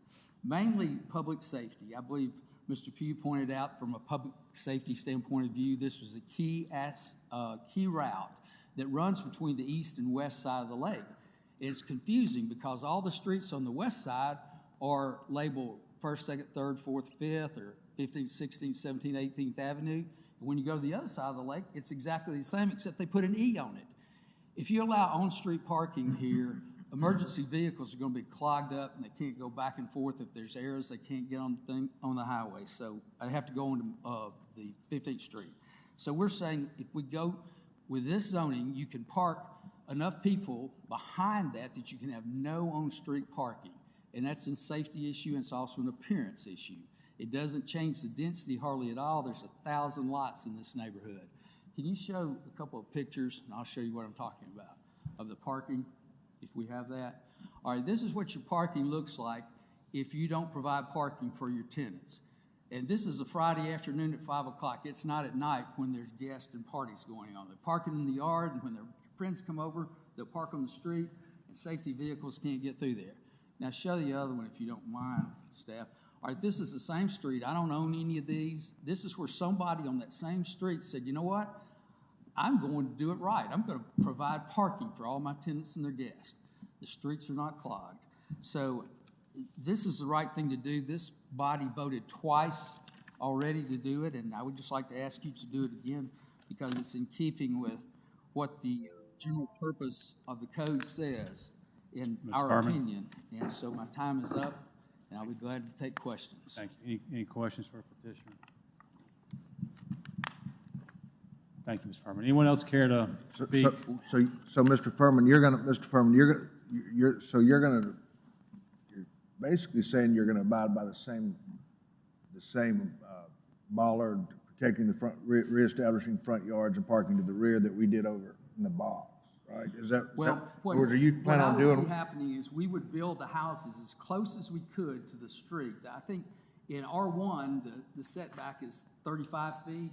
In R4, it's 15 feet. And I think your steps can extend into the step back on the front. I don't know about your porch, but the steps and the porch might could. So we'd pull them as far forward as possible, and then we would build probably a metal iron fence along not the bollards, but a fence. We've done that in other lots, like in this neighborhood, to try to improve it. And so we build a metal iron fence, and we'd make everybody park behind. And we're more than happy for the city to paint a yellow curb, and then this street is safe for public safety purposes, and it looks better. And, you know, I'm a little bit resentful, like I'm some kind of outsider here. I own dozens of properties here and manage dozens more.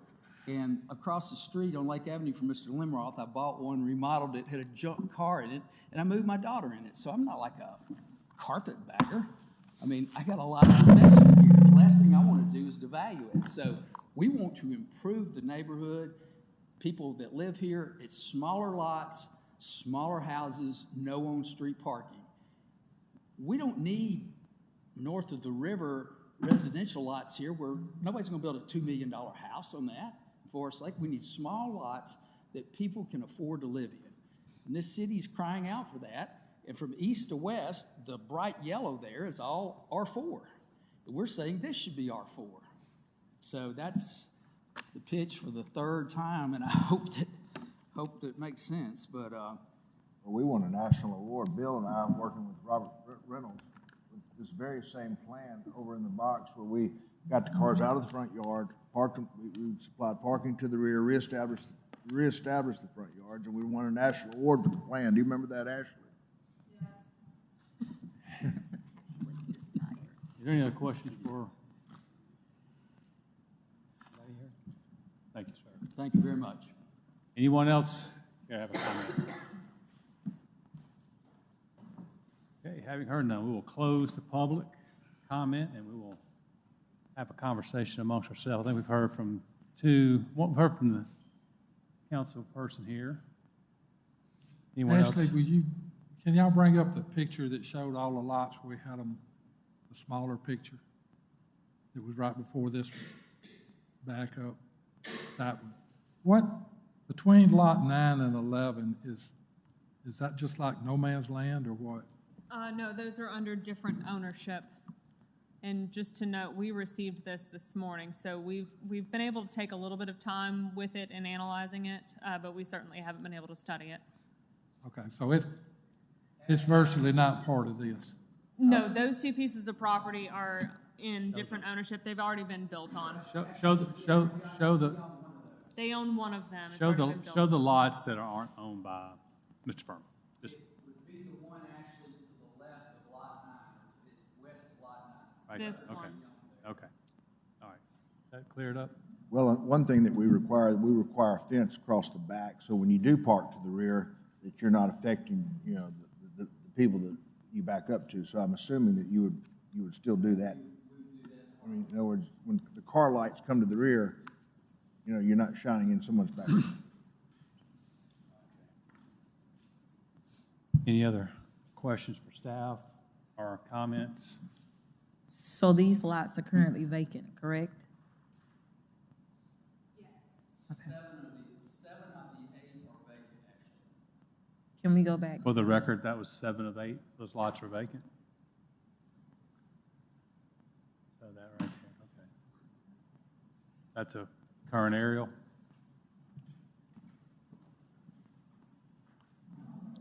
So 1, 2, 3, 4, 4 of the properties that would be rezoned are vacant. Yes, those are the two properties that we were discussing earlier. And then number 19 Fernwood is where a house is that is in part of this zoning discussion. So in keeping with being consistent with what I've said before, we would be rezoning 1, 2, 3, 4 properties without a true plan of what would be on those properties that might allow for something that would allow for more density in an area that I don't believe needs that. So those are just my comments. Okay. Any other comments or questions from the commission members? All right, having heard none, the point of concern of the Forest Lake Association is to revert the property back to R1, future SFR1. So that is the concern, which allows us to make a vote on that, which I think Ms. Hornsby said we had voted on this and accurately we have previously, change it to SFR4. All right, so back to the original question of the night. Is there a motion and a second? Motion to keep it SSR4. Well, I think the concern, we have to vote on the concern, correct? The concern is to, so the vote would be on taking it back to SFR1. Motion. I got a motion, do I have a second? Second. Okay. Mr. Rumsey? No. No. Yes. No. No. Yes. No. No. Fails. Motion fails. Motion fails. The motion failed with a 3 in favor, 5 against.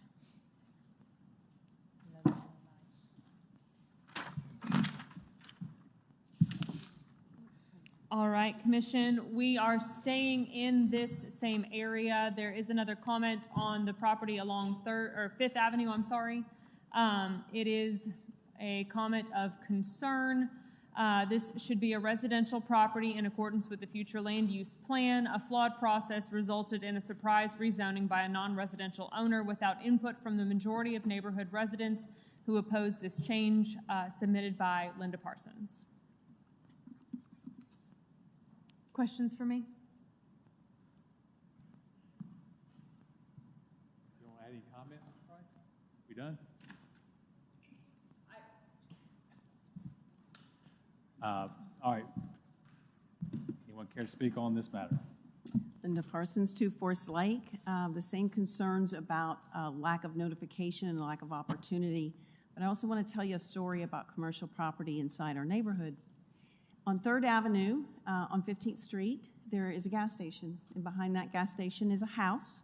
That house has been used for years as a business, as a hearing aid business. That business is, I think the owner has passed away, and that business is no longer on that property. It is Zone BN, but it's currently being used as a residential property. Its highest and best use appears to be residential. Recently, there was a rezoning of the house just next door, one into our neighborhood, based on the fact that that one was commercial or business neighborhood. And so it got a general commercial zoning, even though now there's a residential property that sits between the gas station on 15th Street and this newly rezoned property. Reading Mr. Furman's request for the 5th Avenue changes, he alluded to the fact that there are properties over on 3rd Avenue that have been rezoned. So I have one house that has a commercial zoning that's being used residential that is the basis for all of these other rezonings. Now, the land use plan says that we'll keep commercial on the perimeter, not in the neighborhood. And it was one house in, and then it was 2 houses in. This request goes almost all the way to 16th Street. Our concern is zoning creep, and that the commercial properties, if one justifies another and is rationalization for the next, we fear that suddenly all the way from 15th to 16th Street on every one of those streets, avenues, will be rezoned commercial. I just don't see that we need commercial property inside our neighborhood. It's fine on 15th Street. The houses there have been living next to those businesses on 15th Street for a very long time. They've had no trouble having having residential tenants attracted to the area. So we would ask that those properties on Fifth Avenue remain residential.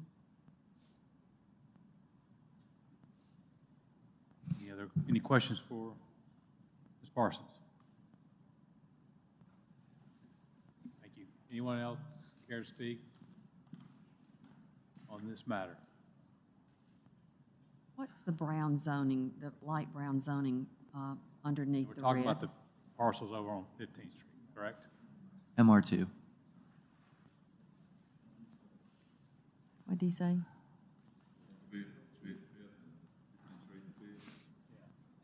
No, the.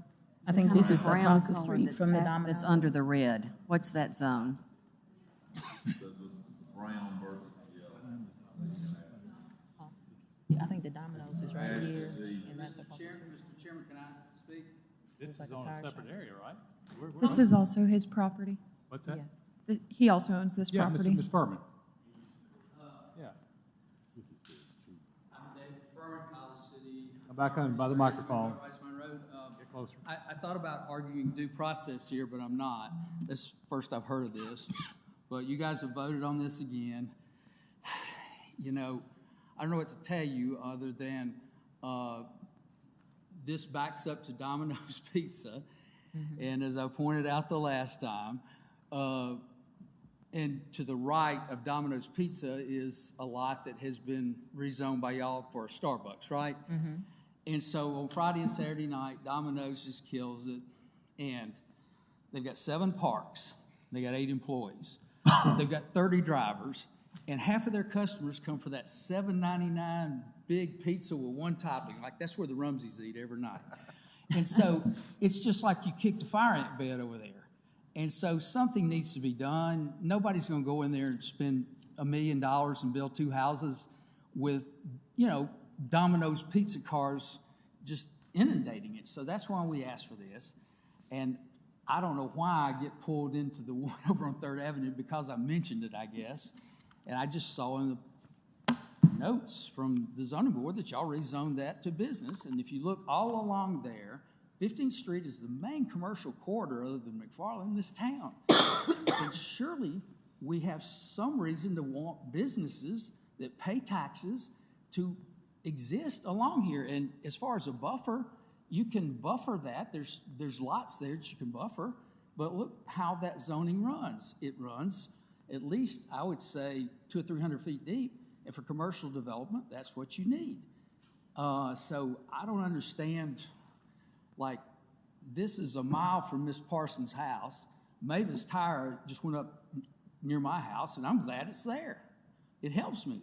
Like, my daughter lived on Lake Avenue, and they love to be able to walk up to the Who's Q. I mean, they're going to be able to walk to Starbucks. I mean, don't you want walking neighborhoods where you have amenities for the people that live in Forest Lake? Instead of, I mean, just some of the houses are abhorrent because nobody's going to invest there. It needs to be commercial. So that's why we ask, and I'll answer any questions. And I didn't have any due process on this, but I did the best I could. Oh, what's the point of the walk? Questions on the revote? Any questions for Mr. Furman? Thank you. Anyone else care to speak for or against the conversation on these dots here? Okay, close and have a conversation amongst this body or ask questions of staff from this body.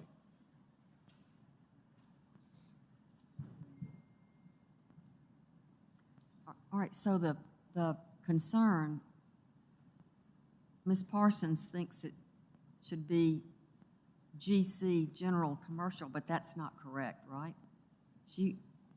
What it is shown now in the red is GC.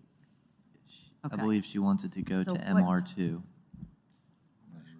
She wants to change it back to R1 or? MR2, the brown that you see underneath. Okay, okay.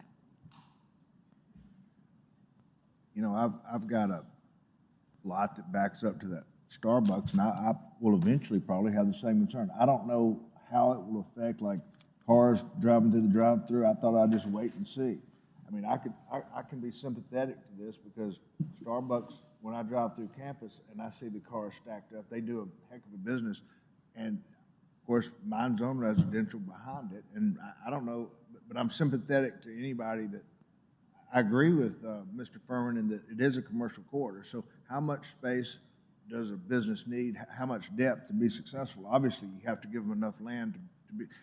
I think Starbucks not only took the land on 15th, but they bought the lot behind them. And I'm assuming that's so they can stack their cars on a drive-through.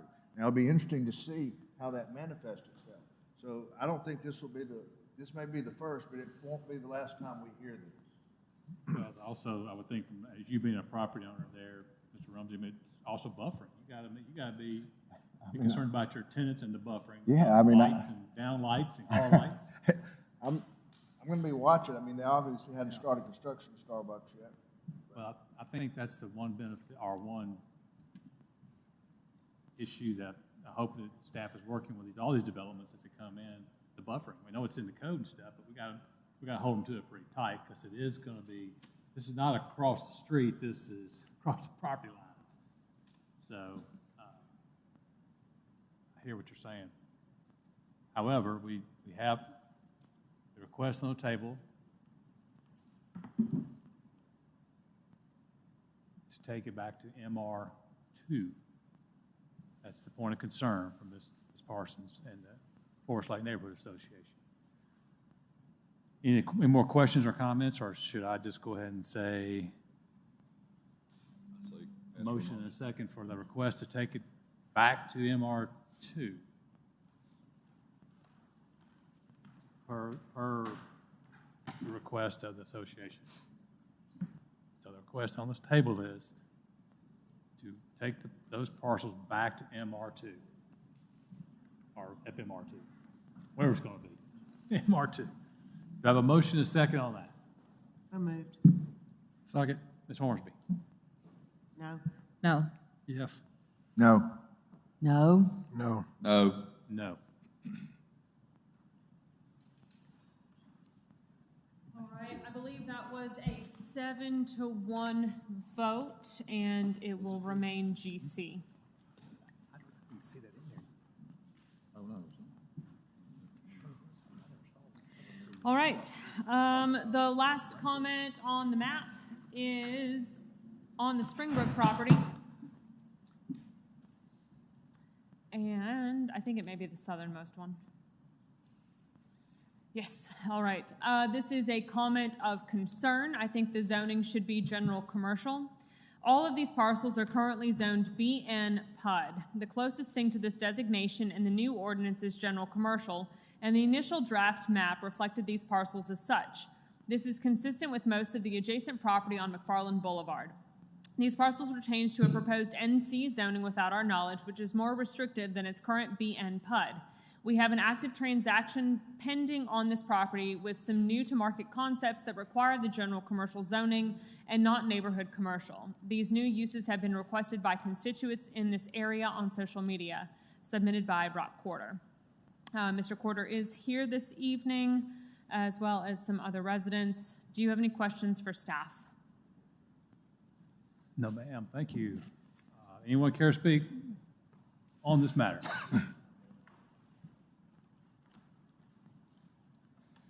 Yes, Mr. Chairman, members of the commission, Brock Quarter, 1307 25th Avenue. I think I was asked to make sure that I state I was a steering committee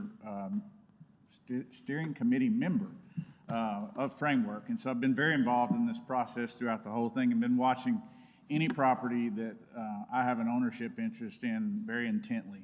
When the future land use map came out, as well as the first draft of the framework map came out, obviously looked at our property in Springbrook, and everything lined up with what we had approved about 8 years ago, which was general commercial. Our zoning and the plan that we submitted for it showed several buildings on that. It was approved with a condition of a PUD. And we have an active transaction right now ongoing that largely resembles that. Do y'all have a copy of that? If you could, I'd just like to show it to you briefly. Again, this site is under contract.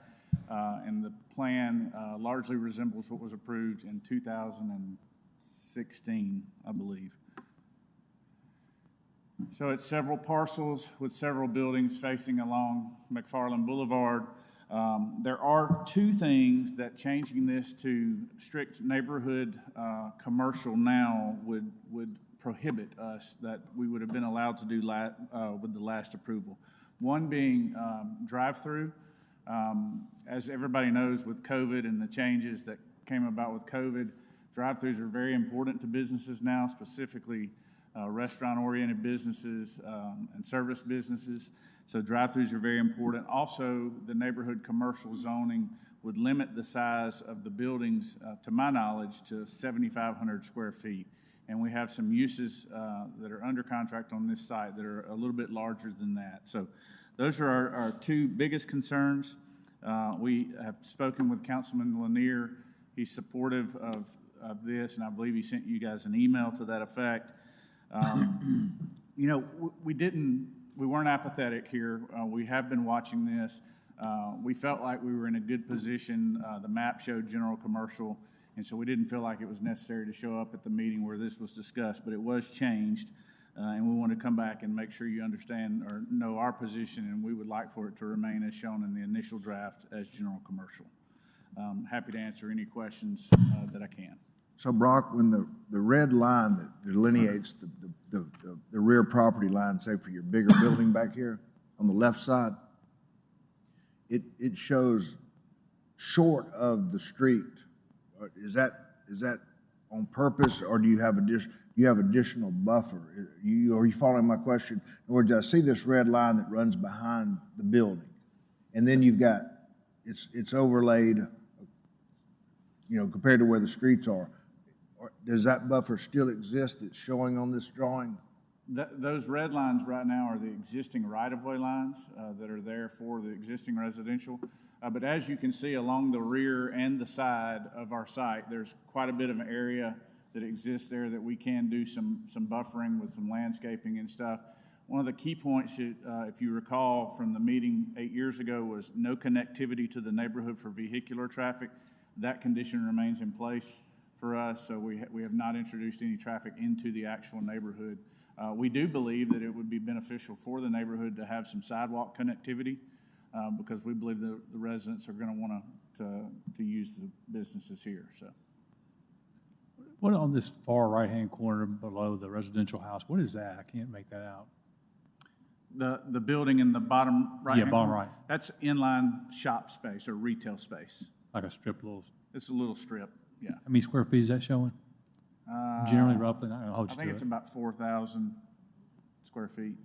Okay, 3 or 4 bays. So you're not using the existing service road. You won't affect that traffic. You actually have your own. You go into your parking lot separate. So you're not pulling off the service road into a store. You actually are into a separate parking lot. Is that right? We have three places here shown where there are curb cuts to get into the development, but that is still being worked on with city staff and engineering to make sure that those line up where that makes the most sense from a drainage and traffic flow standpoint.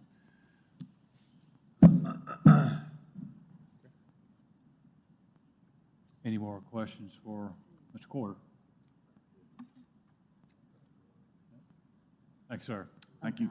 Anyone care to speak on this matter or this request? Susie Smith, 17 Springbrook. I too was on the steering committee of the framework plan. I showed up at the last meeting.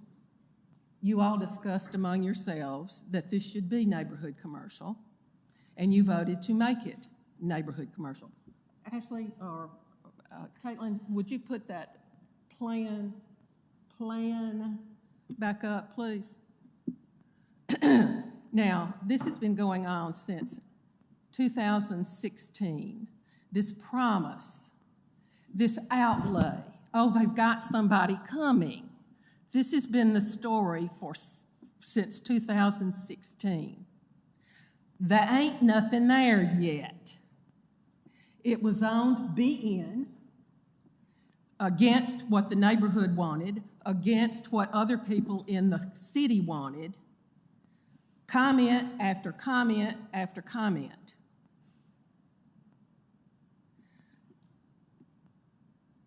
There is a woman who still lives on that property up in the left-hand corner up there. We haven't seen anything for this. You looked at this. You said this should not be general commercial because it is in a neighborhood, which is overlooked every time I come up here. It is overlooked that people will face what goes on this property.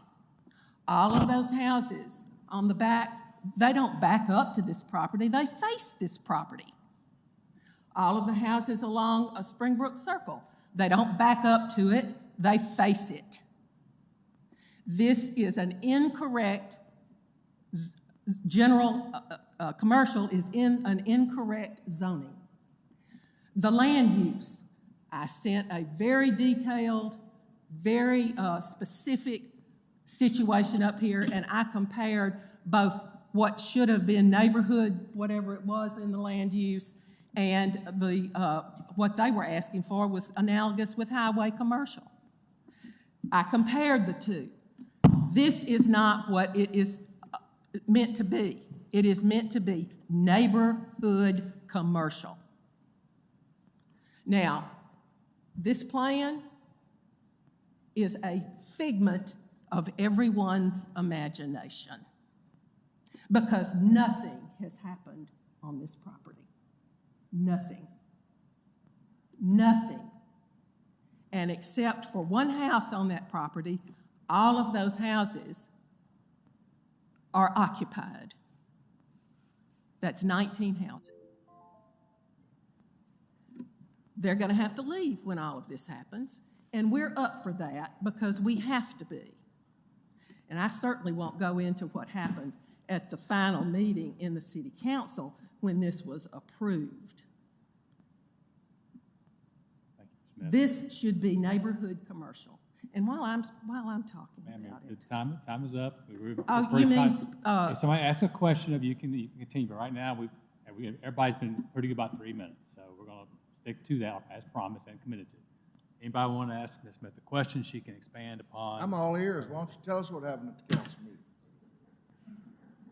I was going to talk about what happened at this meeting. Well, you're the one that said that you wanted to go into it, so what happened at the council No, meeting? I want to go into what happened at this meeting when it was voted, when the land use. So we're in the area of the meeting where we asked the questions, and so I didn't ask you what happened at this meeting. I asked you what, you said you wanted to comment about what happened at the council meeting. I didn't say that.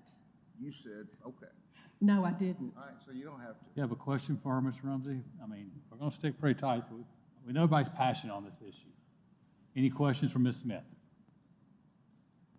Thank you. Anyone else care to speak for or against? Oh, back one other thing. Ma'am, Ms. Ms. Smith? The zoning is BN, not BN with a PUD, because the PUD's out of the picture. Come on.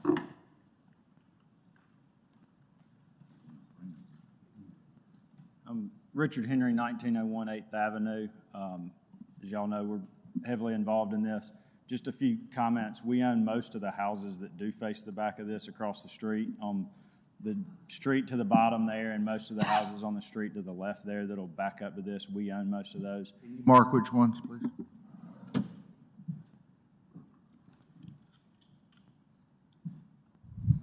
believe through here, here at least. We have owned a few others, and I may be down one more. We own those. As for the occupancy of the houses, if you drive through there, we have begun vacating a good many of them for this redevelopment. And city staff can confirm that they've been in a lot of conversations with this developer that's being accused of being a figment of our imagination. But there have been many conversations, many engineers, and should be on an upcoming planning commission agenda for this approval as well. So you are, those houses that you own right now that are on this parcel, you're saying that you are starting to, what's the right word I want to use? vacate them or ask the tenants to move out? Are you asking them to break leases to move out, or what's the? That's right. So we have, when our August lease cycle ended, July 25th, we didn't backfill. They're on month to month, or? Yeah, I think most everybody's on month to month, and a lot of them we've begun vacating, or just not, if they didn't renew, we didn't release them because we don't want to lease to somebody and then be like, hey, you got to get out in 4 months. Do you have any correspondence that notifies them of a possible change coming? Yeah, so in our lease, every one of our leases, there's a break clause due on sale. I don't know if you're proactively telling these tenants here that. Yeah, I mean, a lot of them, anybody that's been there for any amount of time knows. Okay. So, yeah, we're up front with them about it. If that's in any kind of writing, that'd be great to give the staff. Yeah, just we so can. that would document what you're saying is accurate. That's right. And I mean, staff can concur that they've met with the developers extensively, so. Okay. Thank you. Any questions? All right, next person who'd like to comment?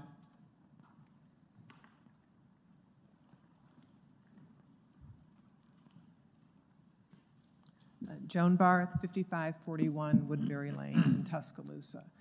So I think our conversation from a couple months ago is probably fresh in the minds of the people who were here, but and maybe the staff can fill in on a couple things. But the basis of this being neighborhood commercial is because of the promises that were made during that rezoning. So they promised a certain kind of business would be there, some of the way that it's laid out, and so on. And so those promises that were made, and that were made to the city council, right, are important for this doing the will of the city. Those were contained in this PUD that no longer exists. Remember that? I mean, we can, I don't, they didn't develop it within a year. So we don't have, so they could go, I probably shouldn't be saying this, they could go completely do something different because all of those promises that were made, there's no legal standing behind them. And so the way that we can ensure those promises, that plan there, maybe they've gone pretty far on it, but there's no guarantee that that's what you're going to see in 2 months. There could be changes to it. So what the city council did was they put all these contingencies upon it. Has to be this, has to be that. And those things aren't consistent with highway commercial. I get my names mixed up too. And so they're more consistent with this business neighborhood. Now, there's a good chance that some of what they've proposed is perfectly consistent with that. It could be. You can't, you just saw it for the first time. We just saw it for the first time. And some of those promises could be kept, but we don't know that. And so the conversation that I heard, and we were prepared with lots of pictures and documents and comments, that we didn't deliver because of the reasonableness and the understanding of the committee about what was promised and what should be here. So that's what, I mean, people can chime in from staff, but I've been at these meetings too, right?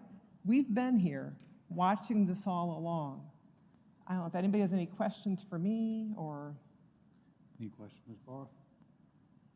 Thank you. Thank you. I know you're looking forward to this being your last meeting.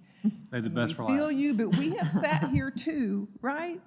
Listening and paying attention and agreeing and disagreeing with you. Thank you. Ms. Barth. Thank you. Anyone else care to speak for or against or have comment? Okay. Having exhausted the room, we will close to public comment and ask questions. Okay, right this very minute, it's zone neighborhood business.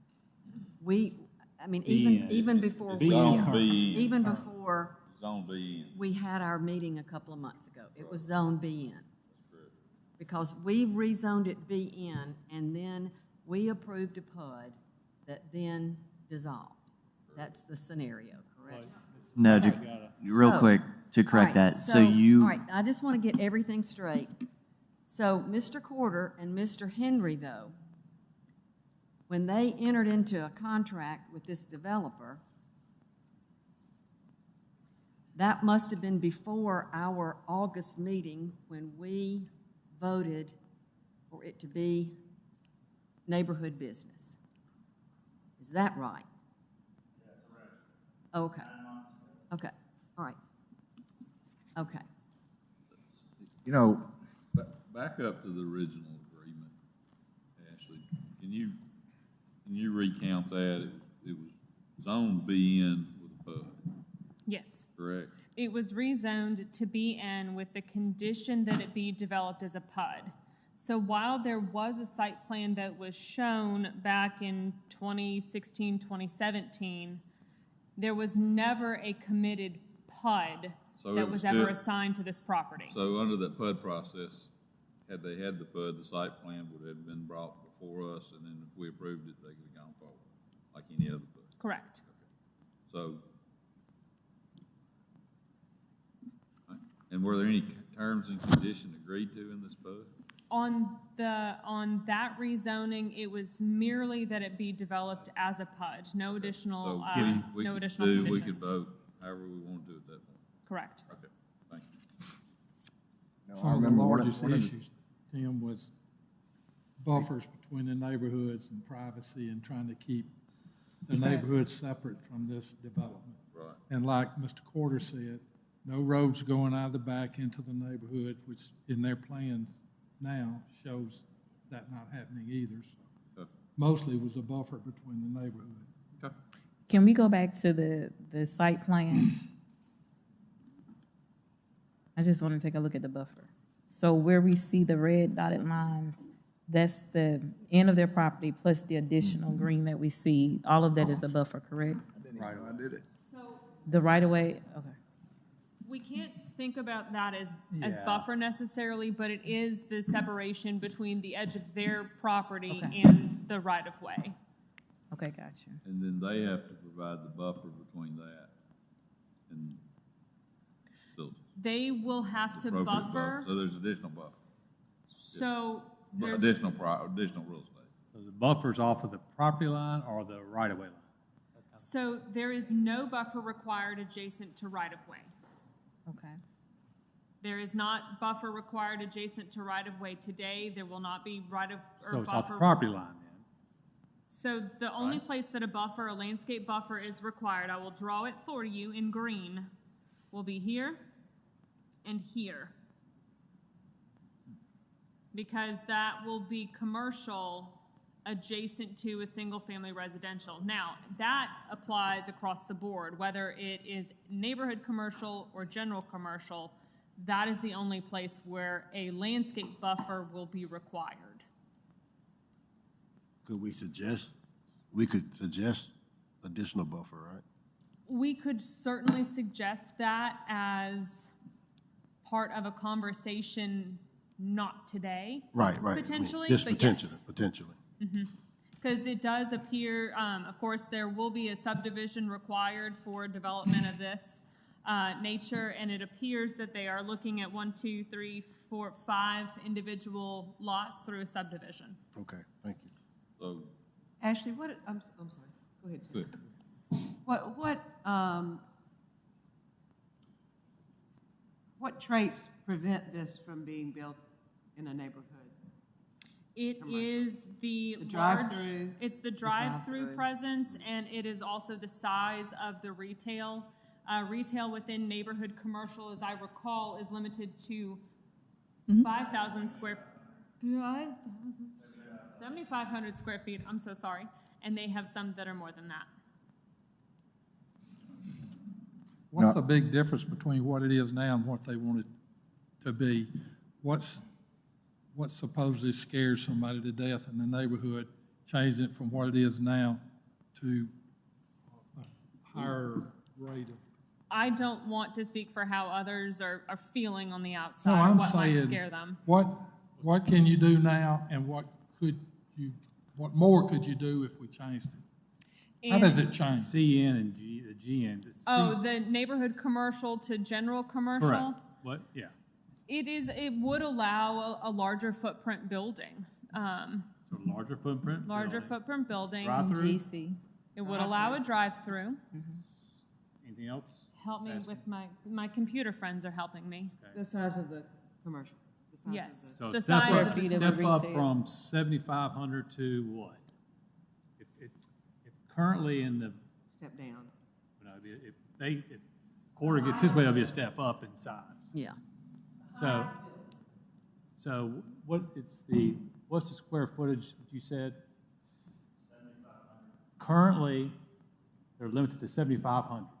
Or I see some head shaking in staff. Is it 5,000? What is it? And then the question would become, if GC is there, where does it go to then? What's the max biggest? it can be? Yeah. We need staff to answer that on the record so it can, Yeah, we're looking it up. into the microphone too. You know, I've heard, so on the first case when I got here, and I'm sorry I was late, so it bothered me to kind of break the promise that I felt like maybe we'd made to the guy on University Boulevard, okay? And then it bothers me, like when Mrs. Barr says that we're breaking a promise perhaps on because I don't like breaking promises. You know, when we had the tornado, we had to rewrite the entire zoning code for the city, and we did it pretty abruptly, and we went out and we made a lot of promises to the people, and then as a practical matter, when we started building back, developers and builders came to us and said that won't work, and so we had to break promises to get things done. I think so it pulls me like Gumby. I don't like breaking a promise. A deal's a deal, okay? But as a practical application, sometimes you don't know what works until the developer or builder comes. You know, if you don't do this, I don't know that you don't get something a lot worse. I hear what the neighbors are saying. They're going, look, we've been promised a development before, we hadn't gotten one. And then we hear Mr. Henry go, look, we're knee deep in this thing. So this is a tough job we've got, and I guess I'm saying that I'm speaking out of both sides of my mouth. I don't like to break. If she thinks there was a promise made, I hate for anybody to think we don't fulfill a promise. On the other hand, after the tornado, we had to break promise after promise after promise because one of them required, remember, glass all the way, certain number of square feet of glass on the buildings, and they said we're not doing it, you know. And then it was rule after rule after rule. We had to rewrite, and people were going, you said, but there would have never been anything built back if we had held to that. So, staff, are you any closer to answering those questions we have? Yes, repeat them, please. Are you kidding me? I forgot the question. What's the biggest? No, the question was, I was going to say, we had like 3 currently, questions at once. Currently, as we changed the zone to current BN, right? And the max a building could be on that is what? 7,000 square feet for a commercial use in neighborhood commercial. Okay, so if in GC, future GC, what's the max a building can be in that zone?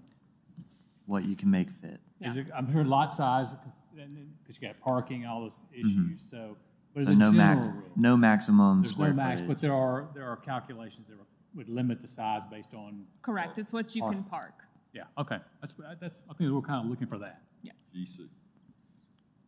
Okay. I forgot, are we talking amongst ourselves now and asking questions amongst ourselves?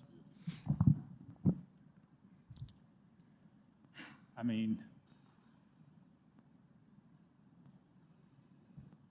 similar to what we talked about on the McFarland property it's got the council person in favor because they see are involved with development and tax base increase.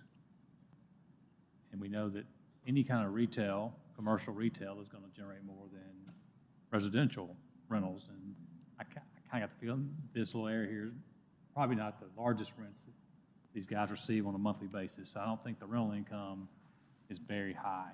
And so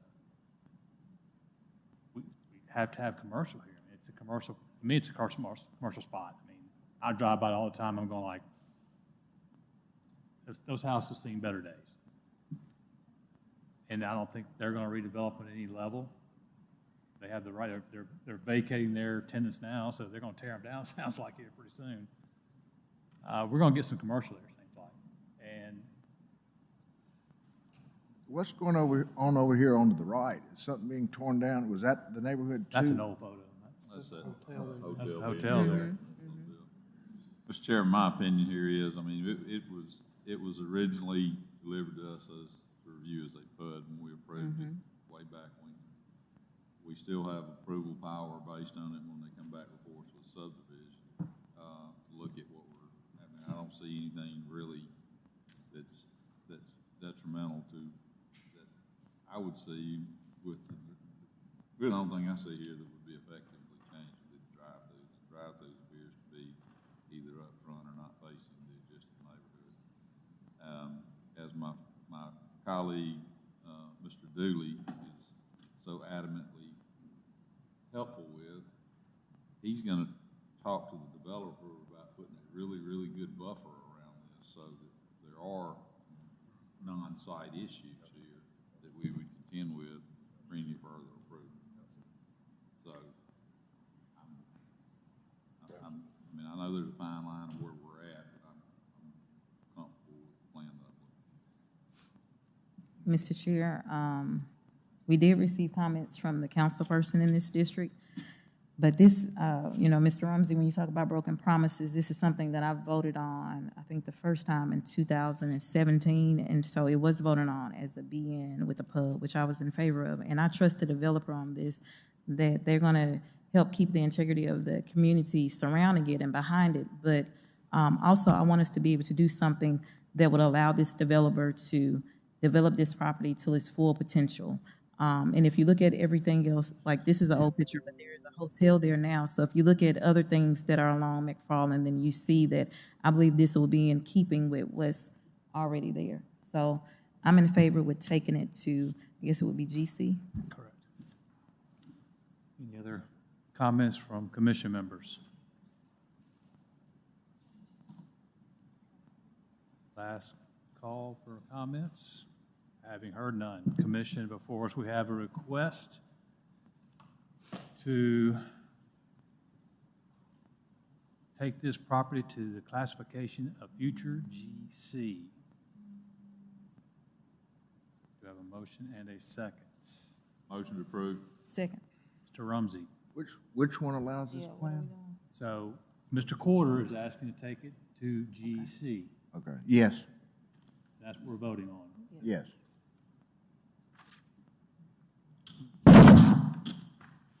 Yes. You have a motion. So where's the vote? Oh, gosh. Y'all, this is tough. I'm just going to tell you, I hate to, vote against a way that I voted previously. I really do. I wish I could have the minutes from the meeting for the discussion that we had.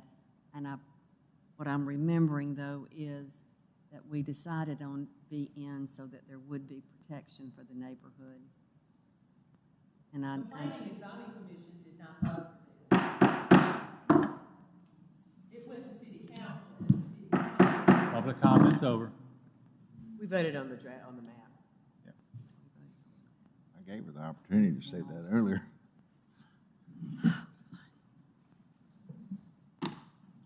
No.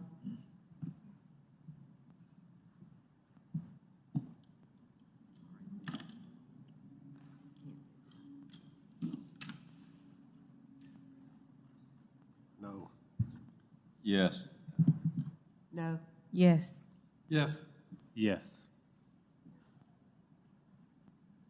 What was the count there? That was 5-3, and it will be changed back to GC. Anything else, Ms. Kreitz? I don't see anything. Yes, actually, there are 2 additional comments that came in. Are they comments of concern or comments of? They are comments Support. for the record. Please. Just So- comments for the record. Okay.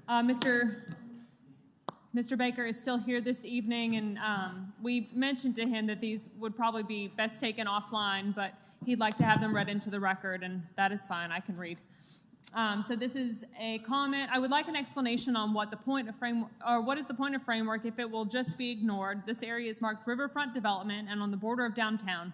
Both are marked with walking and biking as the first two options for transport, and downtown core has a goal to improve connectivity to surrounding areas.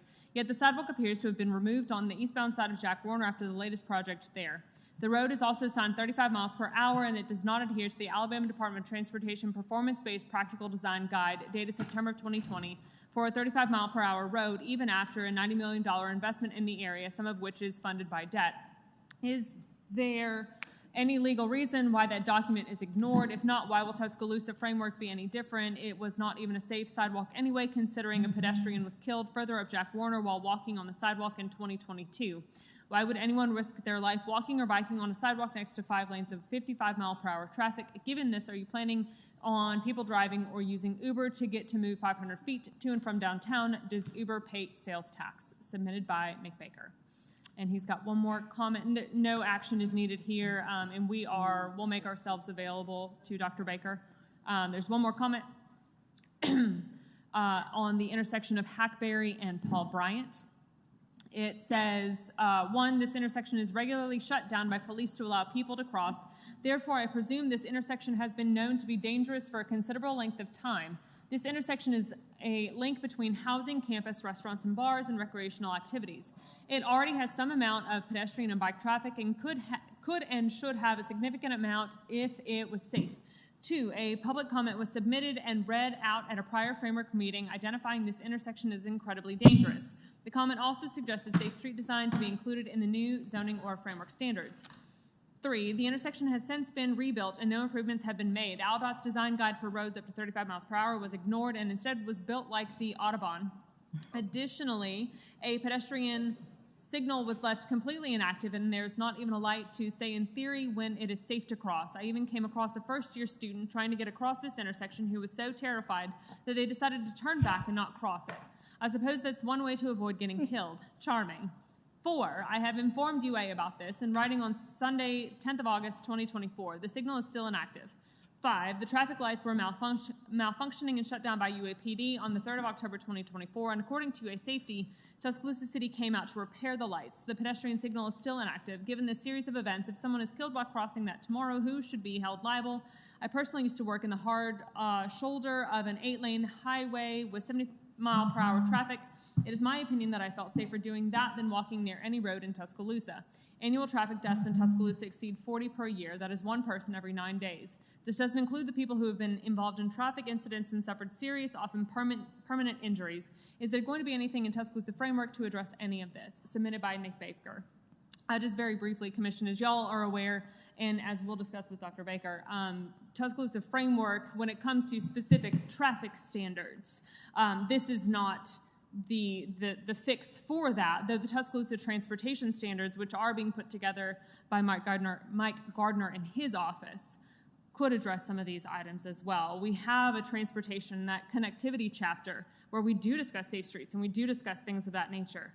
And it's all up to our policymakers to implement those items. So I don't have any additional public comments for you this evening to read into the record.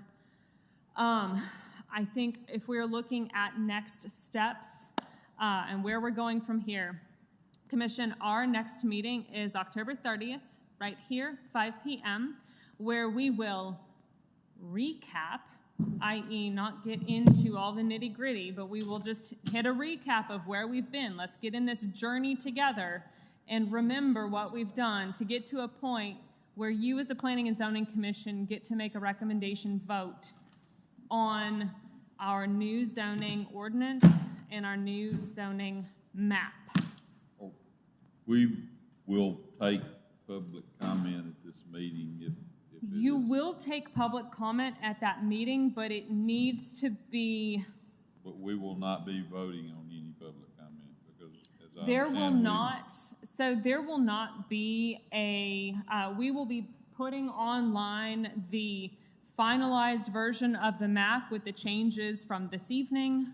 We will make sure that the final version of the text is online for review, and that is it. The map will not have the opportunity for people to put dots and make public comment. Anything further will be done via our normal process Yes, of sir. zoning and planning, correct? That is correct. Can that message be put Yeah. out? Yes. It will be put out, yes, Okay. sir. Like Yes. I said, we need to put that, make That was that my public question. notice Yep. as quick as you can.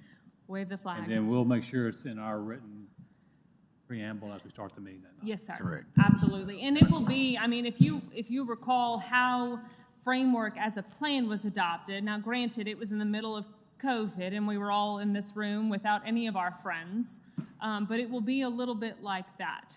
We have been there, we have seen it, we have done the work. You have done the work.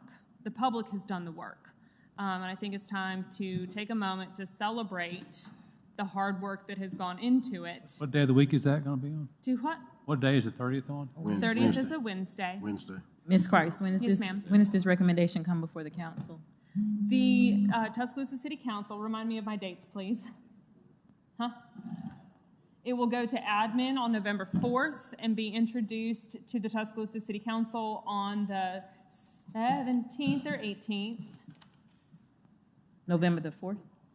November 4th at admin. Give us hours. And then November 18th Could be yours for before. introduction. I think that's a Tuesday. And then the city council will vote December 17th is the current timeline. Miss Howard's ready. She's so excited. She's going to bang the gavel to get I'm us going to out let of her here. I adjourn the can see meeting. it. Any other questions for me? No, we're 15 minutes. Yeah. Anything else from anybody? Well, Meeting adjourned. All right.